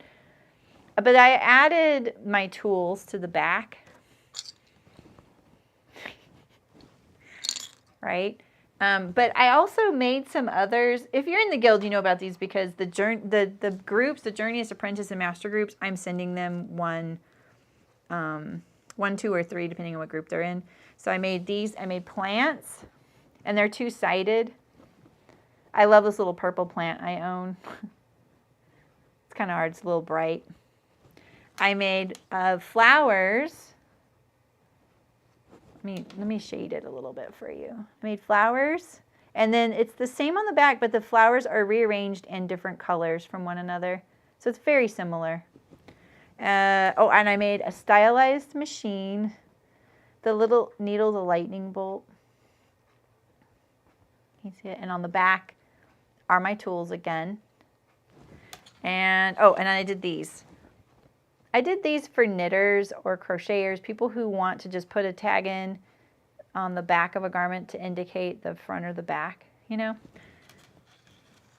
I'm kind of, I hate to say this, but I'm kind of tired of labels with text on them, you know, like some of them are cute, like I'm into it, right? I have so many and I love them. But they don't all need to say something for me. You know what I mean? So I just want a picture. I would love to, that would be such a fun thing to do. So where's the label I got with this project though? Because this one's cute. DIY Dreams. This goes really good with this fabric too. So, oh my gosh, I don't know what I'm about to do with that, but let's put there. Aisha, hi.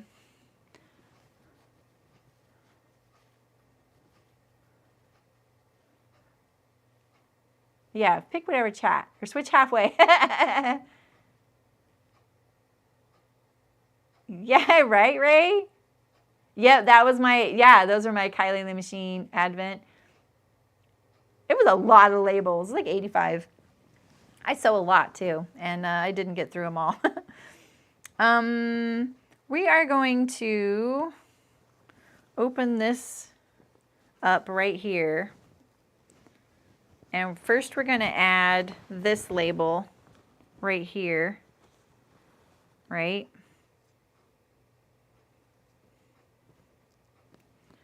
We're going to add this one. Is it okay if I don't switch thread color?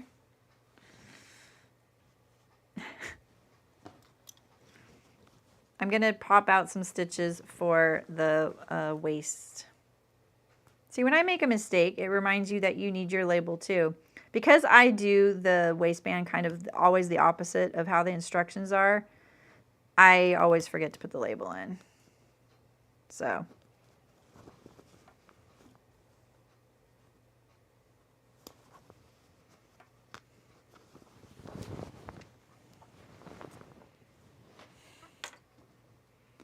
All right, so we'll put this one here.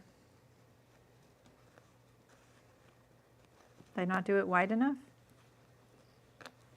Okay, there we go.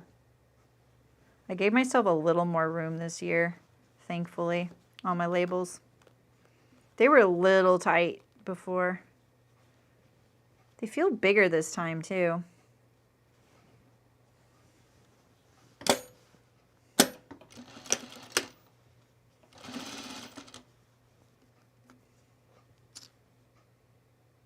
I'm just trying to get that loose thread so that it doesn't show. There we go.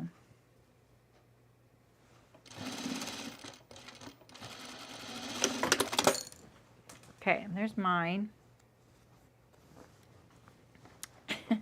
Hey, Elizabeth, how's it going? Yeah, right. Costume by mom. I did, Leah. I did. I felt like I was being disingenuous. But I think I should have made them white strands. Because it looks a little... like it's like they used a reflective yarn. Or yarn? Thread? I don't know. I get them from Quality Woven Labels. Like, it's a very generic name. So when you search, you need to make sure you're getting that company. All right. Let's move these out of the way.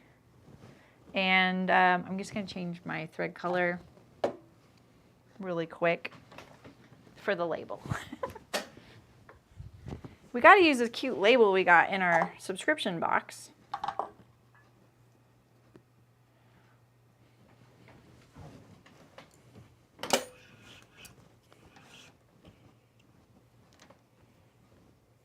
All right.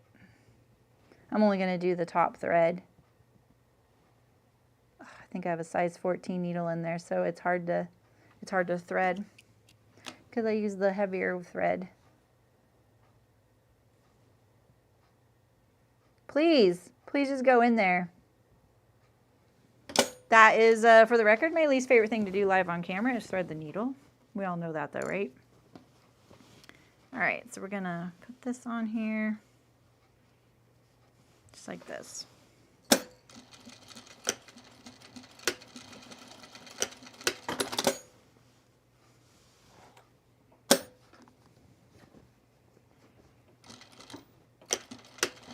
Oops. Oh, I'll be selling those labels too, by the way. They're already in photographed and all that, and you know, it's just busy. So they'll be on my website probably by Tuesday. I don't know. I don't have that many, but I have enough. I have quite a few. So they're in New York. Yes. If you're asking about Quality Woven Labels, yes.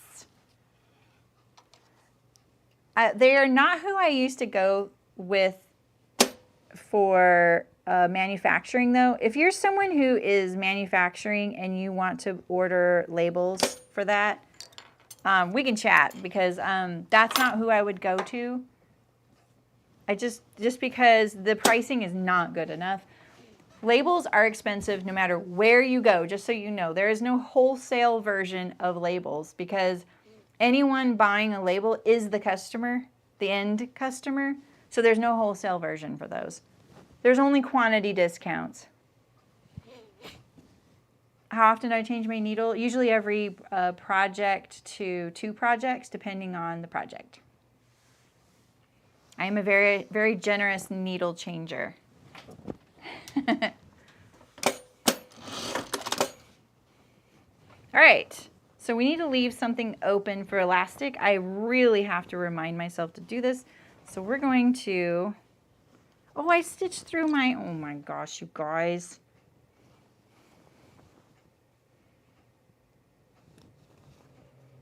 I'm so distracted with this project. First project of the year. This is my label, by the way. So now, guess what?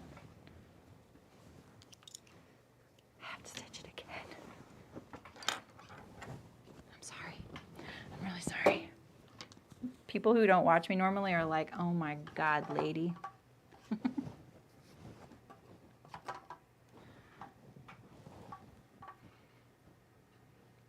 Failed pottery turned into axe throwing. Then there was a fake fly French seam and then pants cuff and then waistband. Who are you? Who are you recapping for someone?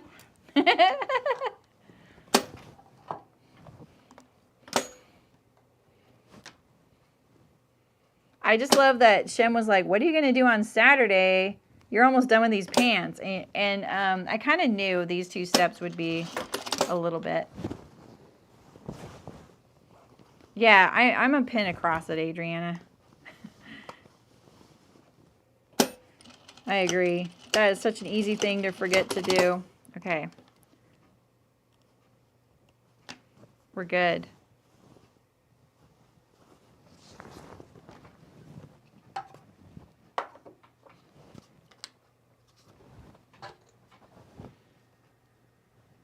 Oh, I've done that so many times, Adriana. Oh yeah, absolutely.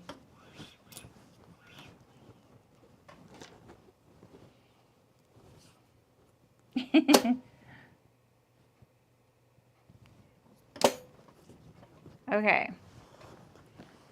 Phew.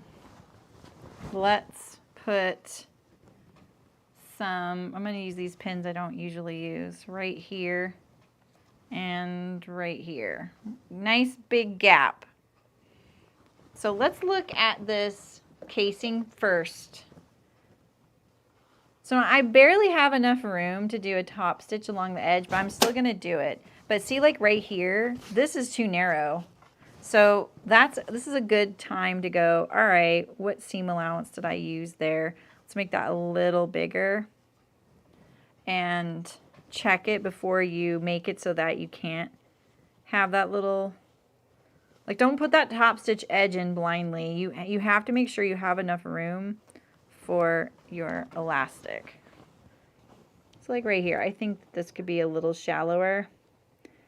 I knew I needed to do a shallower seam allowance, remember? That's why I did only like 1/2 inch when I attached the waistband. And see right here with this spot, this is the side seam with all that top stitching. Look, it's not even close to being wide enough right there. Because that seam right there is going to make it a little less flexible. It will be more stable there and not as stretchy as, say, a spot right here where there's no seam. Can I get it in there? I just don't think I can. Ooh. I want to use this, though. This is 1.5 inch. I can't even get that in with the normal. Good thing we're checking. Oh, goodness, Anna.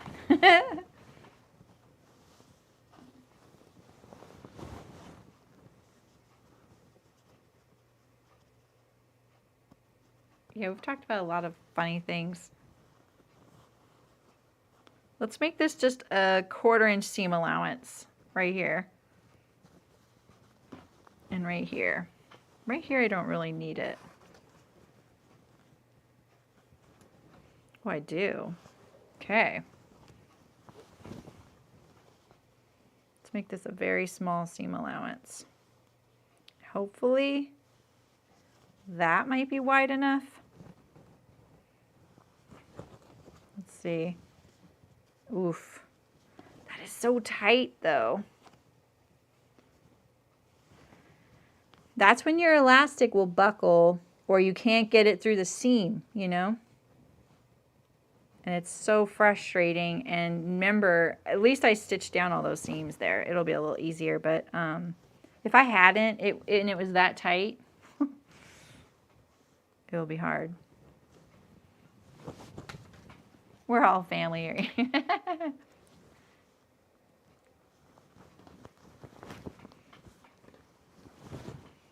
Let's see. Should have checked my elastic before I did all that prep here, huh? Barely. I have to stay right on the edge. And just to be fair, even if I wasn't top stitching that edge, I'd have to go back and do a lot of this.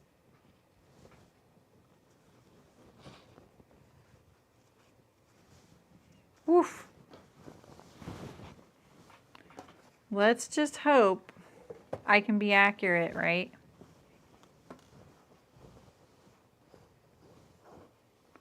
Nobody wants sewing drama around here. Not you guys, never. You don't enjoy my pain.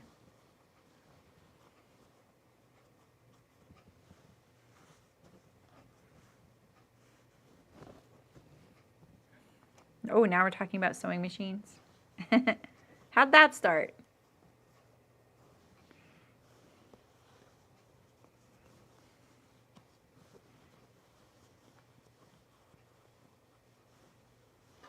Let's see. Drink! Where are you at, Walter? I am not seam ripping.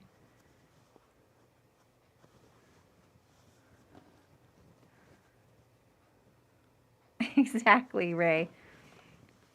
The popcorn comes out.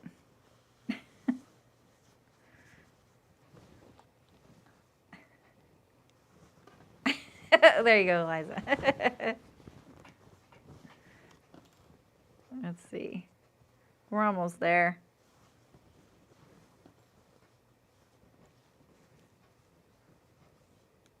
Yeah, I don't know why those commands aren't working. People use them so rarely. It's really the only one you guys like to use is the drink one. Seam ripping should never be a drinking game. You guys just are so insensitive. No, just teasing. It was you started it. Yeah, I was really interested with Margaret's buttonholer post because we all know that I've been asking for a dedicated buttonhole machine. And I've known about that particular attachment, but I don't know much about it. Like, I wanted to kind of know, like, the way she explained it sounded like you could just put it on any machine. And it does sound like that is the case, but I don't know. I couldn't do it on this because I don't have a zigzag stitch. Okay, this is my opening. So when the elastic is in there, it takes up even more space because you have the thickness of the elastic. That non-roll stuff is really thick. I thought you were. I am repinning. It is almost worse because I'd already ironed it. A drama. I started drawing one, and I was kind of like, what did a drama emote look like? Like, I was thinking like sewing fairy. We believe in the sewing fairy around here. She's really not that nice. And sewing drama. Yeah, right, Malin? Oh, I know. I think that one's for, you have to still have a zigzag. And I have the buttonholer for the straight stitch machine, and I think it would work really good. It doesn't work on mine because I have electronics. So if you're looking at that buttonholer attachment for, you could put on an industrial straight stitch, I do think it would work, but because mine has a little thing back here, this little thing back here for the electronics, which is the auto thread cutting and the automatic back tack, that thing pushes on the buttonhole attachment in a place that does not let it raise and lower to get your fabric underneath it. You know what I mean? Hi, Jan. Drama, emo, kind of goth. I like that the makeup artist is like, I know exactly what drama should look like. Oh, that's true, Anna. Yeah, the theater mask movie, that actually could be good. That mask is really creepy to me. That's probably a very, like, positive symbol for a lot of theater people. And for me, that little mask is, I don't know why, it's always been a little bit, like, creepy. But I could make it not creepy. Or make it really creepy. Okay, here we go. Let's hope I leave enough space for the actual elastic. I'm not sure. Let's double check.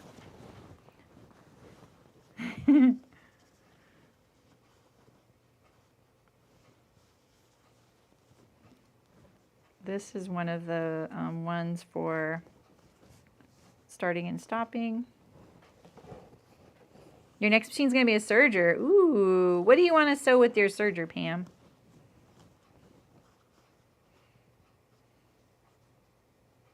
The scream mask. What if I made like a mask of my face? That would be so creepy.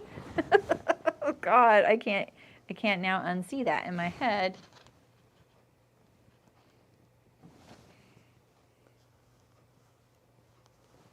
All right. Let's check. Like right there, that would not, this would not fly right here. This is making me want to check the pattern that it's for this width elastic. Or maybe you don't use 5/8 inch seam here.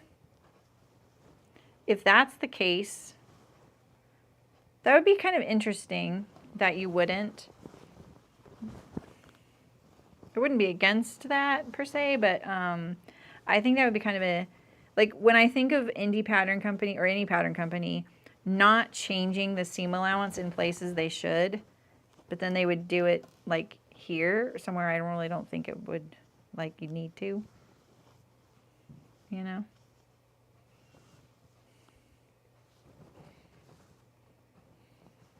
Hi, Mary. Oh, nice. $22 serger. What a score. Good job. You're setting a wig for a horror film and you're doing with some friends next weekend. That's when mine goes to God.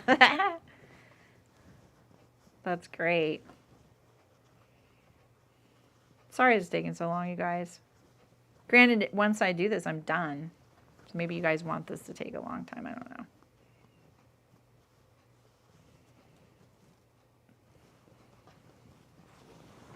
Popcorn. Yeah, maybe popcorn. That's true. That seems a little friendlier.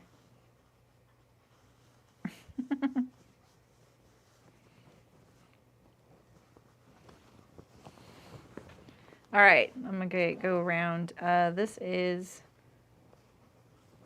start at the back here. We are stitching very close to the edge. Just checking that I have enough space to stitch at the top and at the bottom.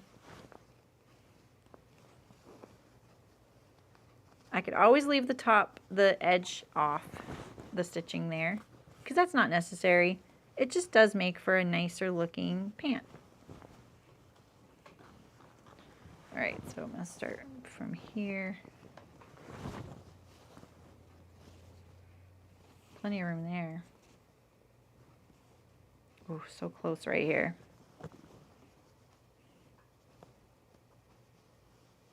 Oh, red vines. Wait, that's a California thing? Is that why we have to put up with dumb Twizzlers? Sorry. I mean, I'm the biggest licorice fan, but I'm a black licorice fan. And but I do love red vines. My go-to candy at the theater used to be, like when I was younger, it would have been hot tamales or red vines. Now it would be red vines and peanut M&Ms.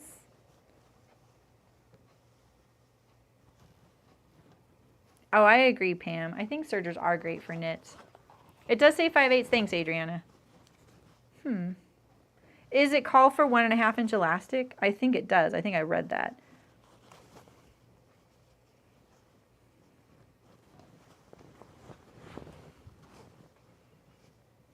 Okay. Because I didn't, look, I only used about a small 1/2 inch to attach. I didn't even use a full 5/8. And even if I wasn't top stitching this, the edge up there, it would be a really tight squeeze. Yeah, they totally taste like plastic.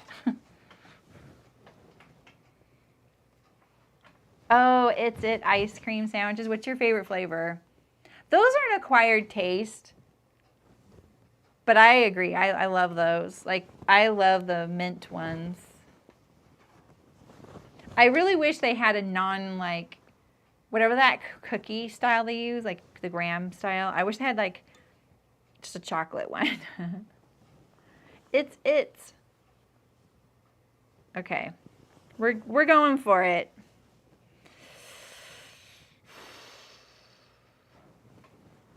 I'm only nervous because if I don't want to take out top stitching, this edge, but we're going to put it in here. And I'm going to be really close to the edge. So I got to go a little slow so that I don't wiggle. Yeah, Red Vines has black licorice, but they are just not it, Mary. Someone gave me a really big bag of those for my birthday last year. It's just, I don't know. It didn't taste like licorice to me. It was candy, you know. I like candy. Yes, 1.5 and stay stitch top edge at 1/2 inch. Stay stitch top edge at 1/2 inch. Interesting.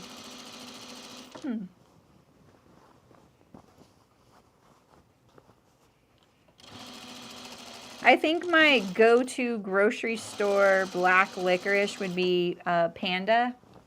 I like Panda licorice a lot. I like their raspberry, which is their red, and okay, Anna, see you later. And I really like their black a lot.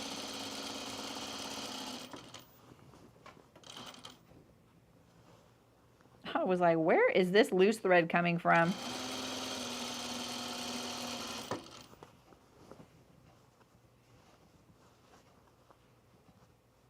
Oh, that's sweet, Hashem.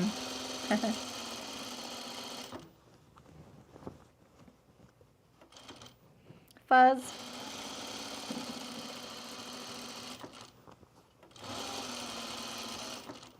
Like I said, this stitch right here is optional, but it does give your elastic casing or just a really nice polished edge.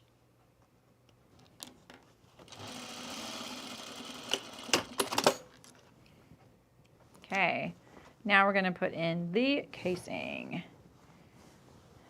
And I am just so nervous about it that I might even unpin it all and do it again.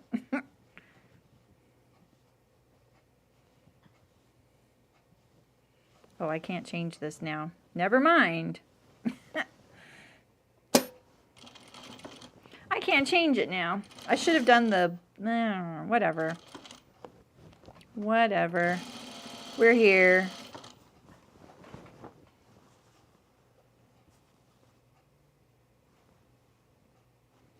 What was in flavor? 6 flavors. Oh, I love... That's the Dutch style is my favorite. Oh, you don't like... Oh, yeah.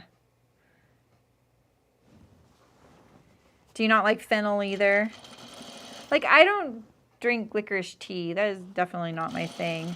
And I will admit, like, I love molasses. And there's a lot of molasses in black licorice because most black licorice isn't real. It's basically molasses. I know that.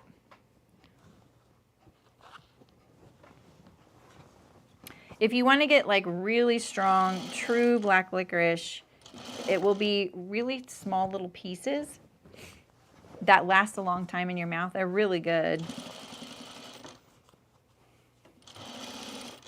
But a lot of countries like it really salty too. I'm not a huge fan of super salty, and I love salt. But I actually have been eating a lot of black licorice lately, and it gives me black circles under my eyes because there's so much salt in it. And it will raise your blood pressure. If you have high blood pressure, don't eat black licorice. Don't.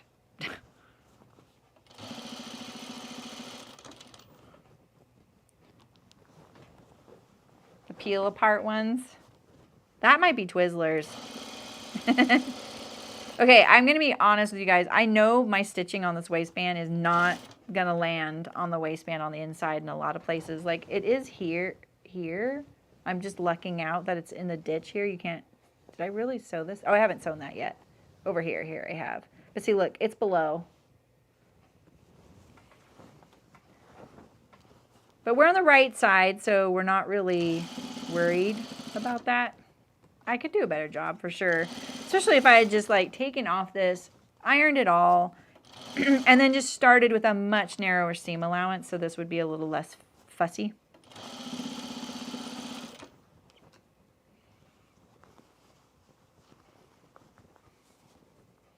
Yeah, Malin actually gave me some that's made in her hometown in Sweden. Because Libby, another viewer, was visiting, and so she passed it along to me. And that stuff was so strong, Malin. I've had lots of salty licorice, but that's the saltiest one. I didn't even open it. I was scared. Or did I just open that one and I went, oh, I don't know. No. I opened like the first one and I was like, oh, this is on another level. And, you know, sadly, my roots are Swedish. So I feel like a failure.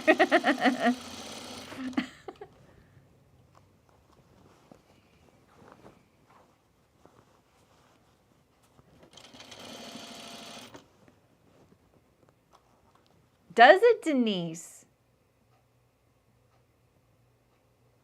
Really? Wait a minute. Really? What's in... Is that one's your favorite? Oh my gosh. What's in black licorice to do that? Asking for someone who... Asking as someone who has an IUD baby. I wasn't into black licorice, though, when I had my daughter, so. All right. Let's see how this elastic is going to fit. Wish me luck. Can't use the handy-dandy loop turner this time, either.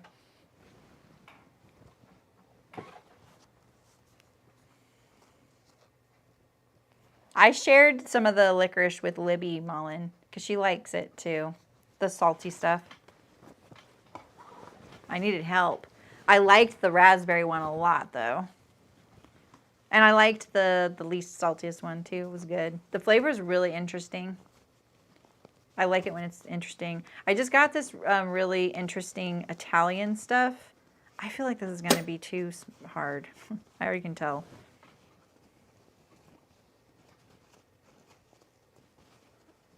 Bye, Eliza. Maybe see you Thursday, or you can watch the replay with Jen and I.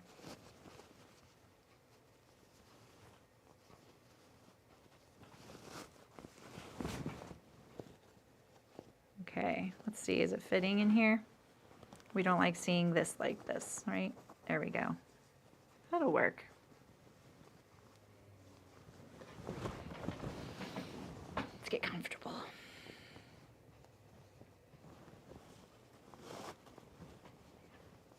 See, look, I went right past that seam there.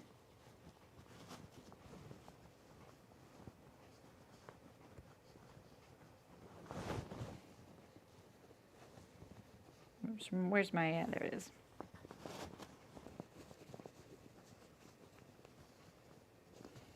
Some casings I will put the elastic in there as I sew and then edge stitch it down. I couldn't have done that. It would have been so fussy on this one to do that because I was cutting it so close.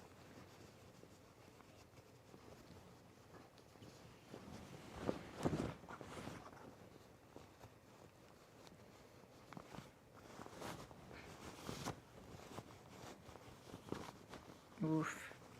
Buckling a little bit right there. But it's also stressed because there's so much fabric there. I could switch to a narrower elastic. I'm kind of tempted to do that.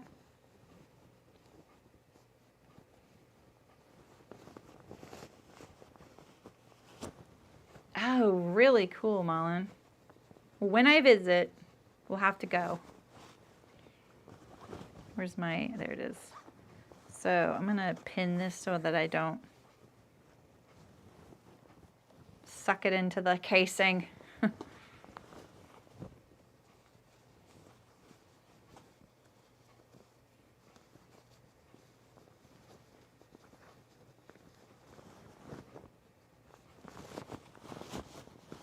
I saved the box too, Mullen. It decorates my wall back there. You can see it on when I'm on the pattern table. It's such a cute little box. And you know, it's so funny because I know as someone who's been a local in tourist towns, because I've lived in so many tourist towns, that those kinds of things, as a local, you're just like, oh, brother. But then when you really do, like, you know, like I haven't been there, and to see that it's like a painting of your town, all the little houses, because I love house prints and stuff, you know. Bye, Blair. Nice to see you.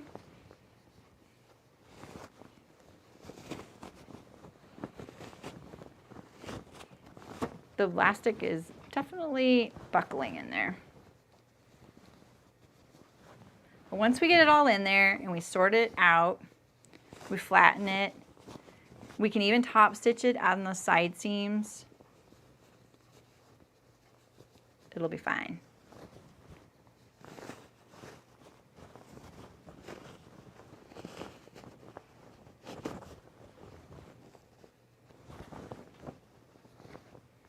Okay, so we're right here. And it's folded in half now. See that? So we're going to go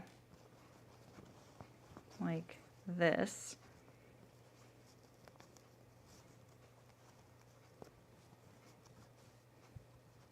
But we're also going to attach it to here so that we don't pull this in there.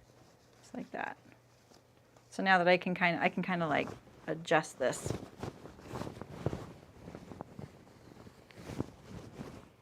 Look at it, it's kind of messy. This does not feel good. All right, let's start here and we'll start flattening it.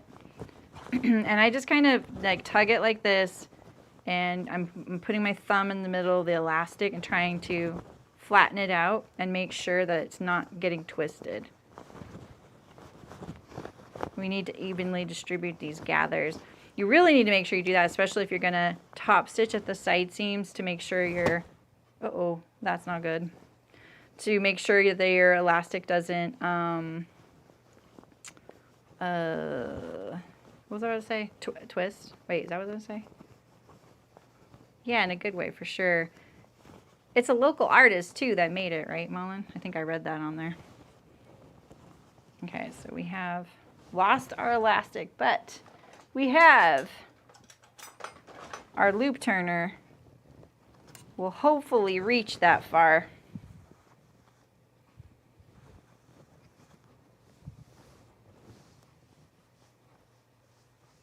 Oh, it's right here.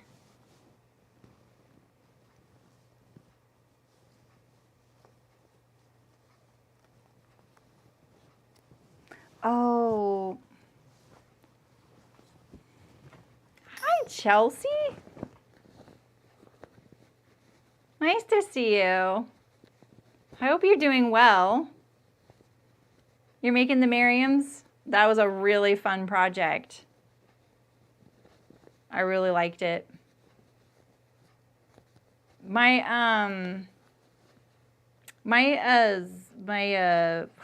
safety pin is open in there.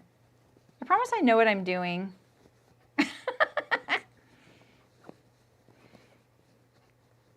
Okay, I'm trying to close the safety pin.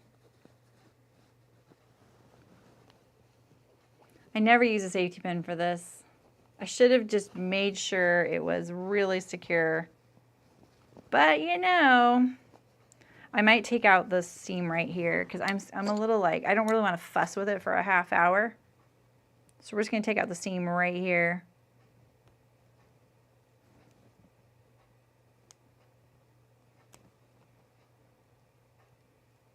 There's been quite a few people making those Miriams lately. I really love seeing that. They're so amazing. I wore my Mitchells too on Christmas Day or Christmas dinner or whatever.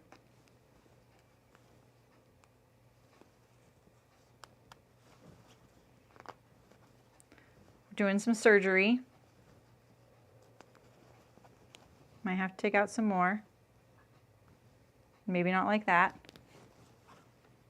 Got a bodkin. Yeah, bodkin is smart. I really should use something like that. I so rarely put in elastic in a casing like this. Okay, like this. Where's our other end? Our other end is still good. It's behaving. We're gonna get one more safety pin. We're gonna make sure we don't lose it. I know, right, Leah? Twizzlers is an East Coast thing. You prefer bloggers, but I have to watch how much I eat because it acts. Oh, interesting. Acts as diuretic. You guys are all... See, when I first revealed I like black licorice here on my channel, then everyone told me about this person who died eating it. And it's true. Like I told you, if you have high blood pressure, you got to be really careful because it's got ammonium chloride in it. Wait, ammonium chloride? That's right, right? Ammonium chloride, which can raise your blood pressure. I have very low blood pressure. Probably not anymore. Oh, I bet they will, Chelsea. I bet they will. That's an awesome plan. I love it. Yeah. Oh, those are good, Pam. I agree. Yeah, because you're not really ever getting true black licorice unless you're getting like that stuff I was describing to you. So you might as well just get something that's a good quality licorice flavor. And Jelly Bellies are actually a really good quality candy. They use even natural flavors. I've been to the tour too. Do you know what the #1 selling flavor of Jelly Belly jelly beans is? Anyone know? For those of you who haven't taken the tour, because you learned this on the tour, it's not black licorice. Black licorice is up there though. It's one of the tops. Because I was horrified when I learned. I was like, no.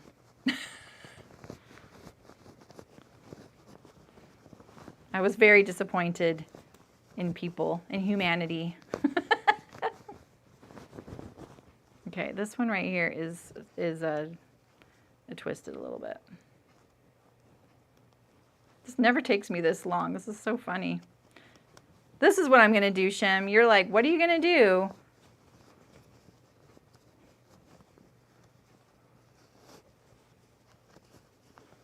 I like salty and sweet.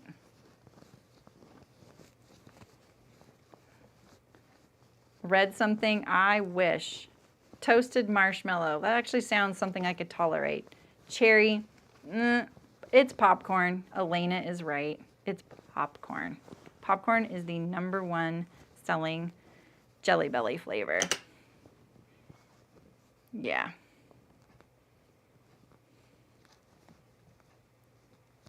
Oh, okay, interesting. Thanks, Denise.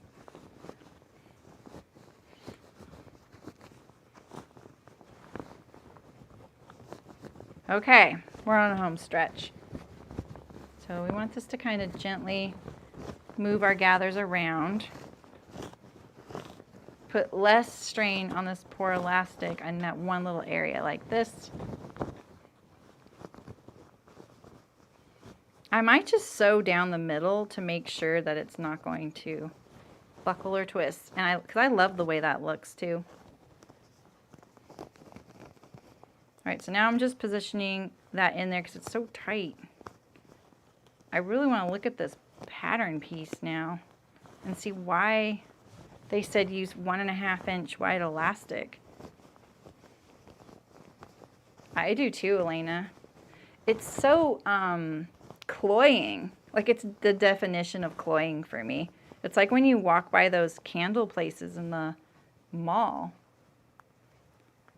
Oh yeah, that's interesting.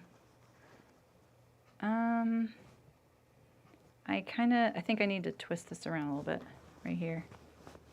I can feel it right here.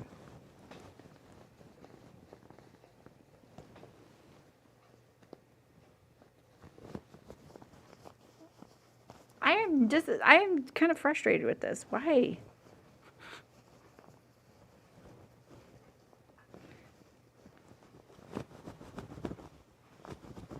I just keep doing this, and I can feel, like, right now it's curled up right here.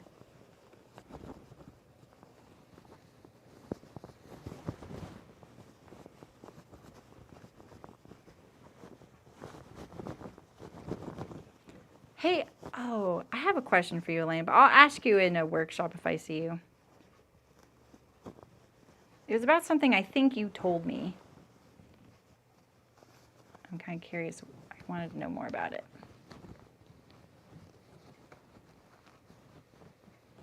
Yeah, it does sound really nice. I agree. I'm going to use my awl to try and straighten that out in there a little bit.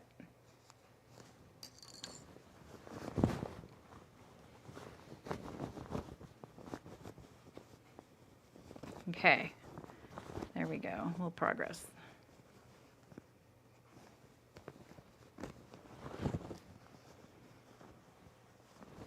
It should not be this hard.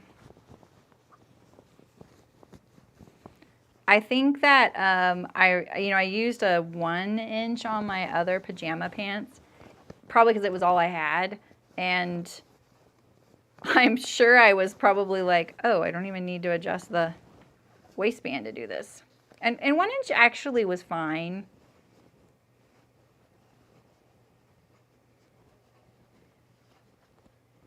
Yeah.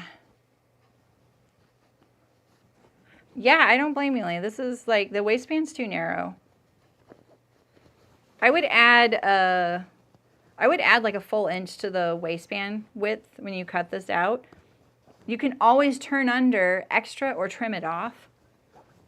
But this is kind of ridiculous. I have to say, my pattern's old. Maybe they've, oh, there it goes again. Maybe they've updated that. So,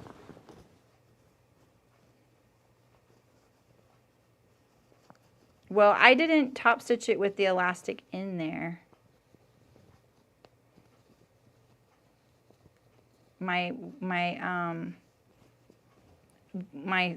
safety pin's open again. I'm about to sew the elastic to itself now, though. I just need to make sure that it was, gosh dang it. I just need to make sure it wasn't twisted. So that's why I was doing that before I sew it to itself.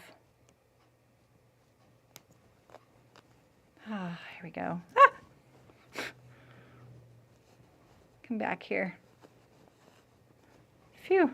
Okay.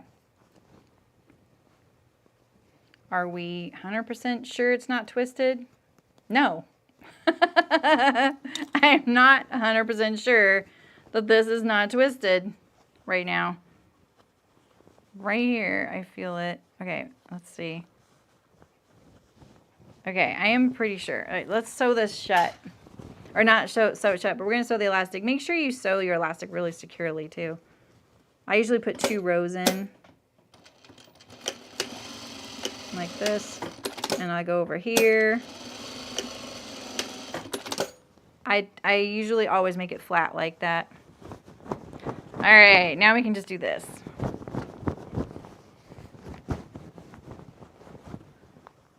Well, yeah, but you shouldn't have to. They say you can use 1.5 inch. You should be able to use it. I mean, especially when it's someone like NeedleSharp making boxes for people. Popcorn's out. Okay. Okay, let me sew. Do I want to sew this shut yet? Let's see. Can I get this a little flatter in here? I have a chopstick. Never know when you're going to need a chopstick. There we go. Oh, that's exactly what that needed. Oh, I feel so much better. Okay. Oh, but that's not the spot. That was the problem. This is the problem spot right here. Okay.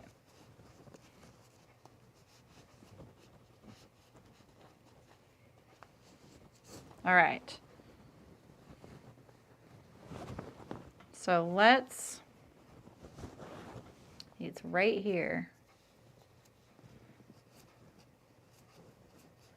Okay, okay, okay. There we go.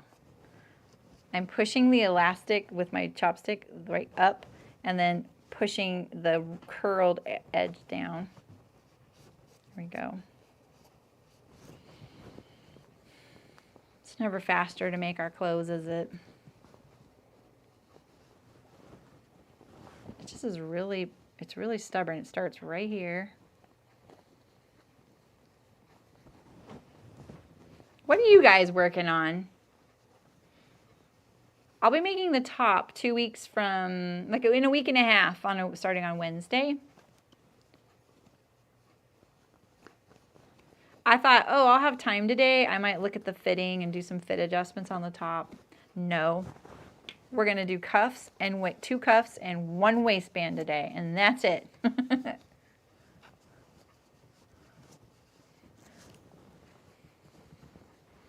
Laundry. A very important part of the sewing world, too.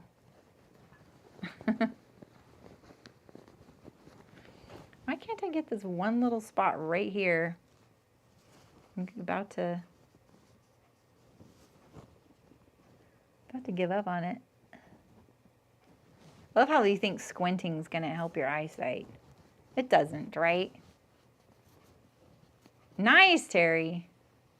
You made 2 toaster sweaters yesterday. Ooh. This is a good time of year for a toaster sweater. If you like potato chips, you should try Utz potato chips. They don't use preserve. Oh. Oh, that sounds yummy, Pam. I do like salty stuff.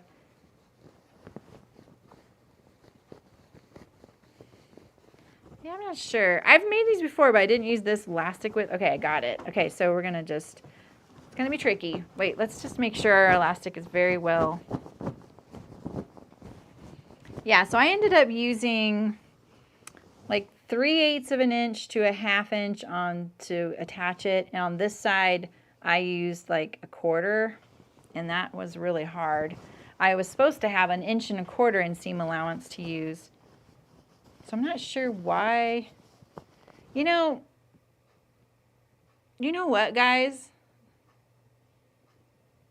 I used I didn't use a waistband that had been trimmed down, did I? There's a chance I could have. I don't think I'm not saying it's their pattern at all. I'd have to look at it. There's a chance that maybe I changed the pattern when I sewed these the first time to accommodate my narrower elastic. Bye, Diane. Yeah, see, I think it does. I think squinting helps too. All right, so we're going to miss the elastic, but top stitch this edge. Stop with your needle down. Whoops. There we go. Yeah, don't send any angry letters to a Closet Core. That is probably something I did.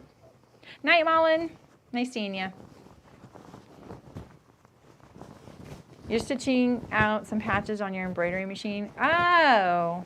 Oh, you're making a baby quilt too. You're trying to figure out your Kelly full bicep adjustment. Nice. You're making your very first men's dress shirt. Ooh, with French cuff. I totally forgot about French cuffs. All right, so let's stitch this shut here.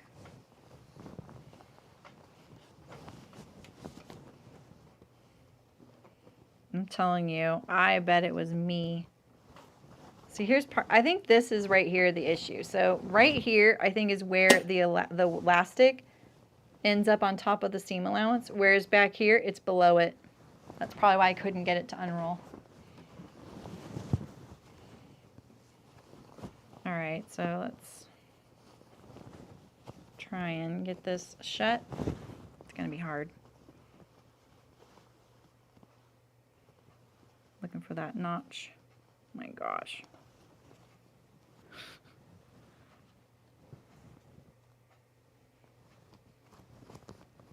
You're about to cut out some garments. Nice.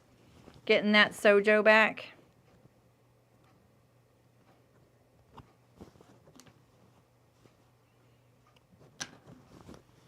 I think I'm not going to stream in February. I'm not sure. Just because I might move into that space next door and set up my like streamlined recording setup that I want to do. I'll still be doing tons of stuff in the guild workshops and stuff. All right.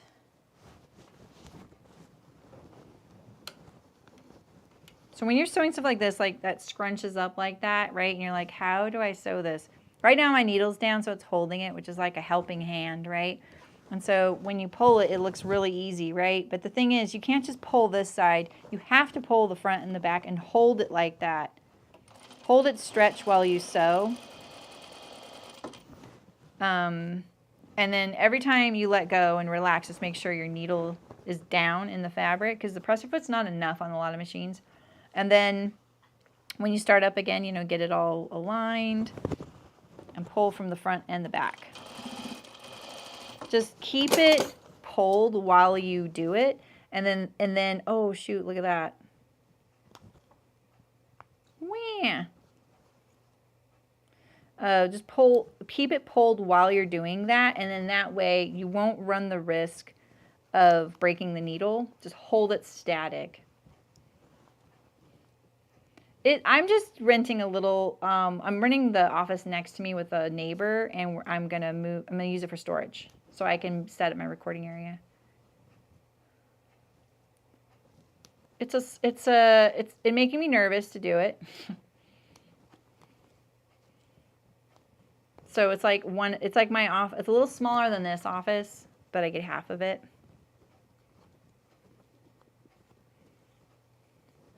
Okay.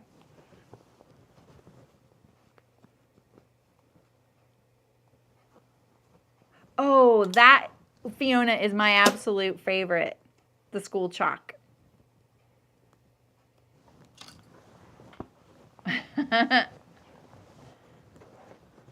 Yep, Pam's right. Okay. So I'm going to start back here. Sorry for the absolutely terrible demonstration on doing a waistband. I am pretty sure I must have changed this pattern piece without noticing it. I looked my pattern pieces over and they didn't look altered. Like I could tell, please get on there. I could tell where I altered it, and I had just like folded things up. I didn't like permanently change things. What's that? Where's my awl? I think I'll have to fix that little spot one more time.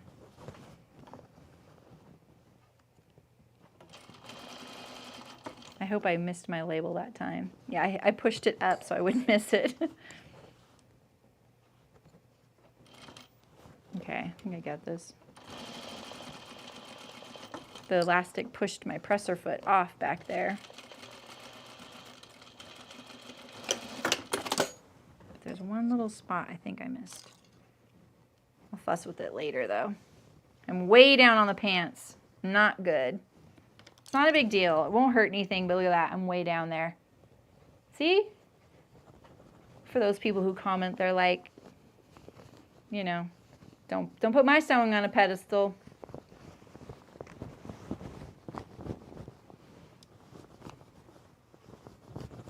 Yeah. I think I'm going to sew some channels in the elastic. So let's make sure it's really evenly distributed. And I'm just going to put a few channels in here to kind of make it look a little nicer. Like right there, it looks pretty bad. I'll fix that off camera though, just so you don't have to worry about it. Except that I've put my label here, so I'm going to just go between where the label is so I don't stitch through it. I'll start and stop.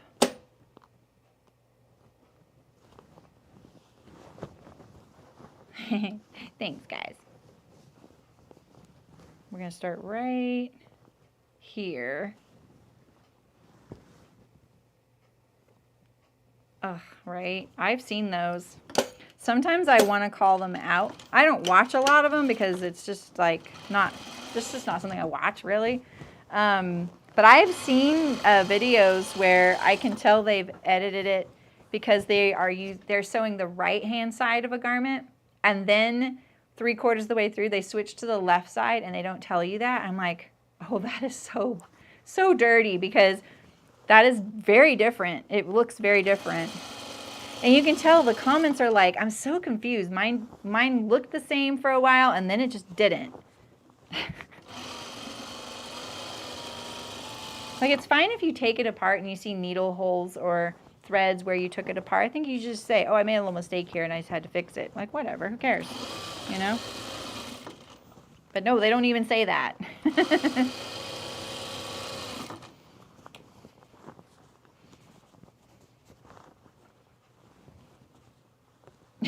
Right. Oh, the flat felt seams, Mary. Yeah.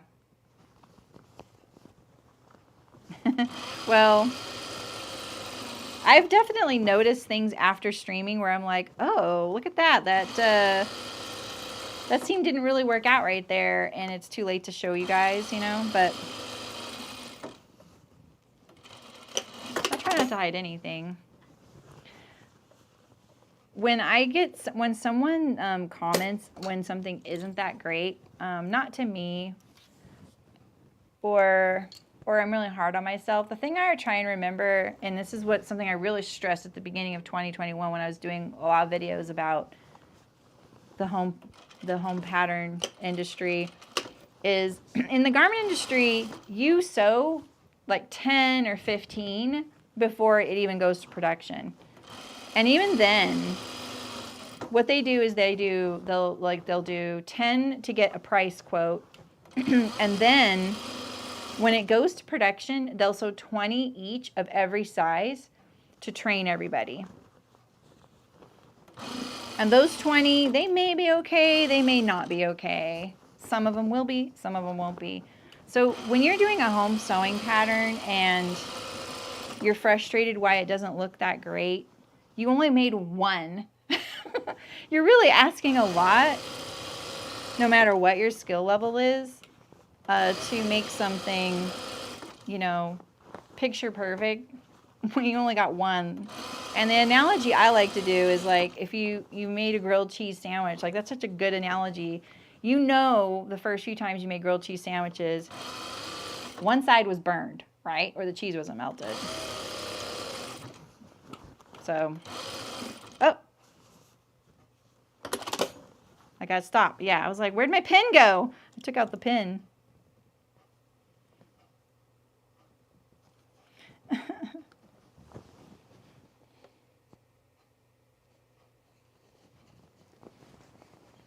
This part, I was just stitching it to kind of stabilize all that elastic. It'll kind of help hide the fact that it's a little bit not flat in a few places. Well, here we are, Terry. This is it. I'm doing like the dark thread on the dark. This thread doesn't even match perfectly. I didn't use the thread she gave me because I needed 2 cones. I should have though, because it's really nice quality thread that she sent that you get in the box. It's like good stuff.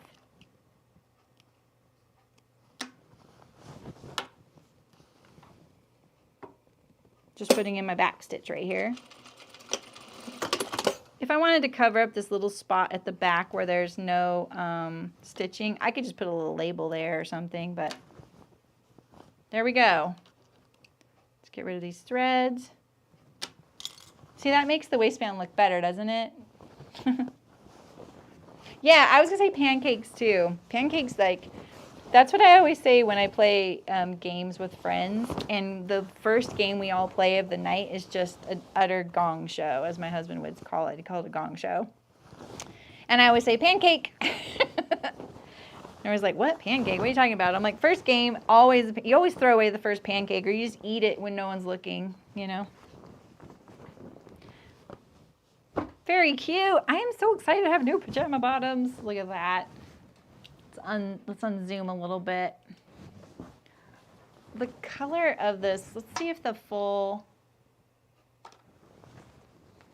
it's a little better. I really love the color of these in person. They're a little, I don't know, they're really cute. They're really cute.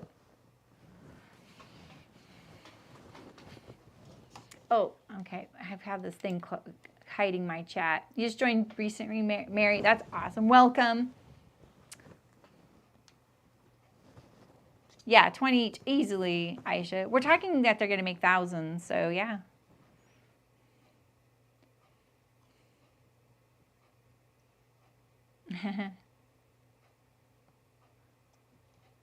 Your family and friends are always amazing. And they have some. Yeah, right. That's good. That's good support. Yeah, these are cute. Hi, Randa. They're very cute. Let's trim some of these threads right here. These are all where my back stitches are. DIY dreams.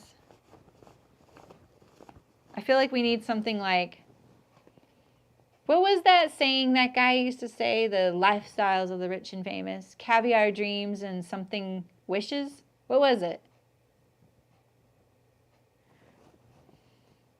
Can't remember. Nice flat waistband. That elastic is not going to twist. Let's hope it fits.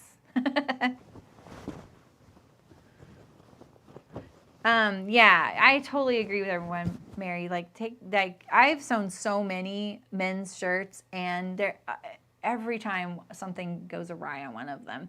I do like flat felled seams, though. Champagne dreams and caviar wishes. That's what it was. Or is it caviar dreams and champagne wishes? Something like that? Yeah. God, that show.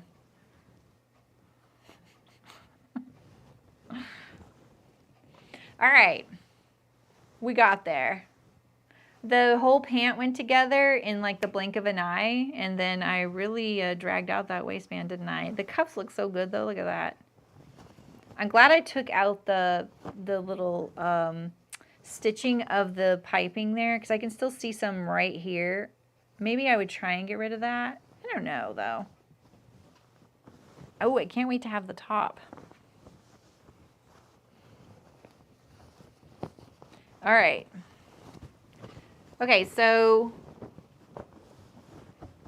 I hope yours go a little smoother. And then at the beginning, I showed how to do a flat French seamed center front and fake fly.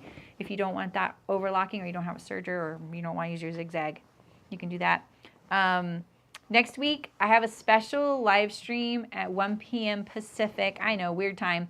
On Thursday the 12th with Jen Stern, J Stern Designs from YouTube. You might know her from all of her fitting videos. She does Fit Tip Tuesday, Fab Fit Friday, lots of fitting videos on her channel. And she's really been into pants fitting. But I feel like she's always really been into pants fitting, and a lot of you probably found her through pants fitting. And she's really done a deep dive since summer, starting with exploring the top-down, center-out method and finding where it kind of meshed with her own fitting method. And yeah, so I think like she's so interesting how much she explores on that, and she's really dedicated to that. She's really dedicated to her viewers too. So I have a surprise topic. She doesn't know what it is.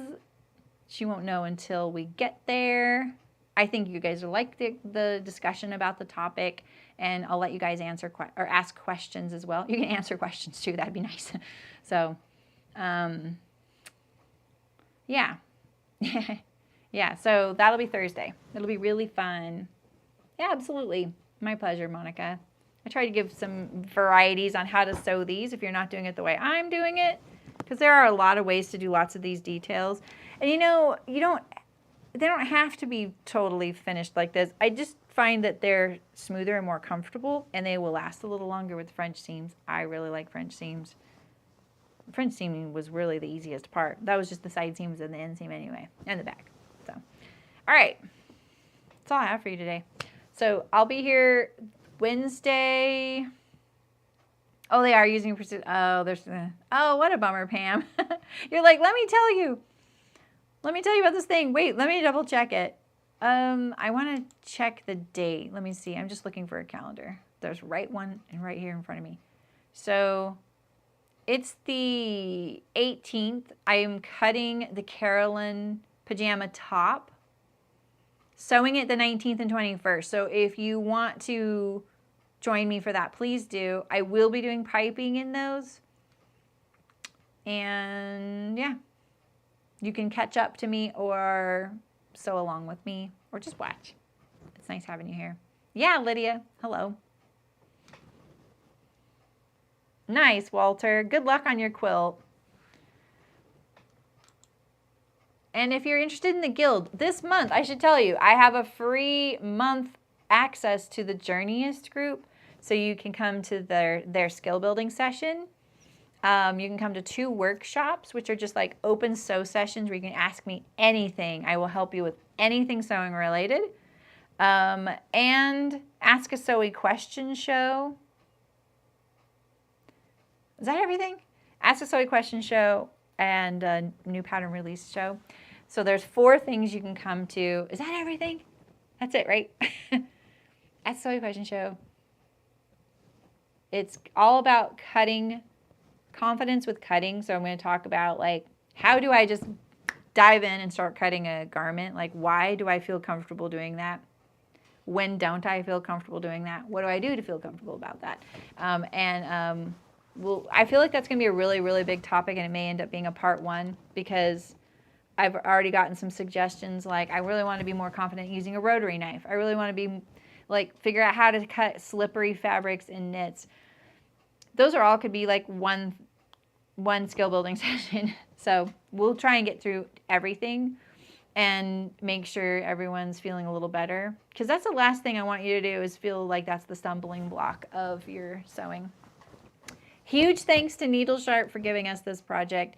And they gave us the Carolyn Pajama top too. So we'll see you there. Check out their website. I have it linked in the description. And you can just buy a box, not even subscribe. You can just buy a box, like a kit, if you're kind of interested. I asked for one for my birthday once, and it was great. I got the ash jeans? Yeah, I got that. Well, no. What did I get? I think it was the ash jeans. Yeah, it was the ash jeans. I was like, that. I got those from them, but did I get it in the subscription or as a use my gift certificate? That's how I did it. So, yep, my pleasure. Thanks, Terry. Thanks for posting the link. Check it out. It's free to join the guild. The groups cost, but this month the Journeyist group is free. You don't have to join anything. Just look at the events tab. Look on the left side of the guild, and there is the guild feed and chat. There's pinned posts at the top. Look at the events on the left and just RSVP to any of them, and then you'll get a reminder to come. So, thanks, Ray. All right, I'll see you guys next Thursday for So Stern. I haven't run that name by her yet. I don't know if she likes that. We'll see. It'll be fun no matter what. I'm about to sneeze though. I'm really furiously looking for my thumbnail. There it is. Okay, bye. Nope.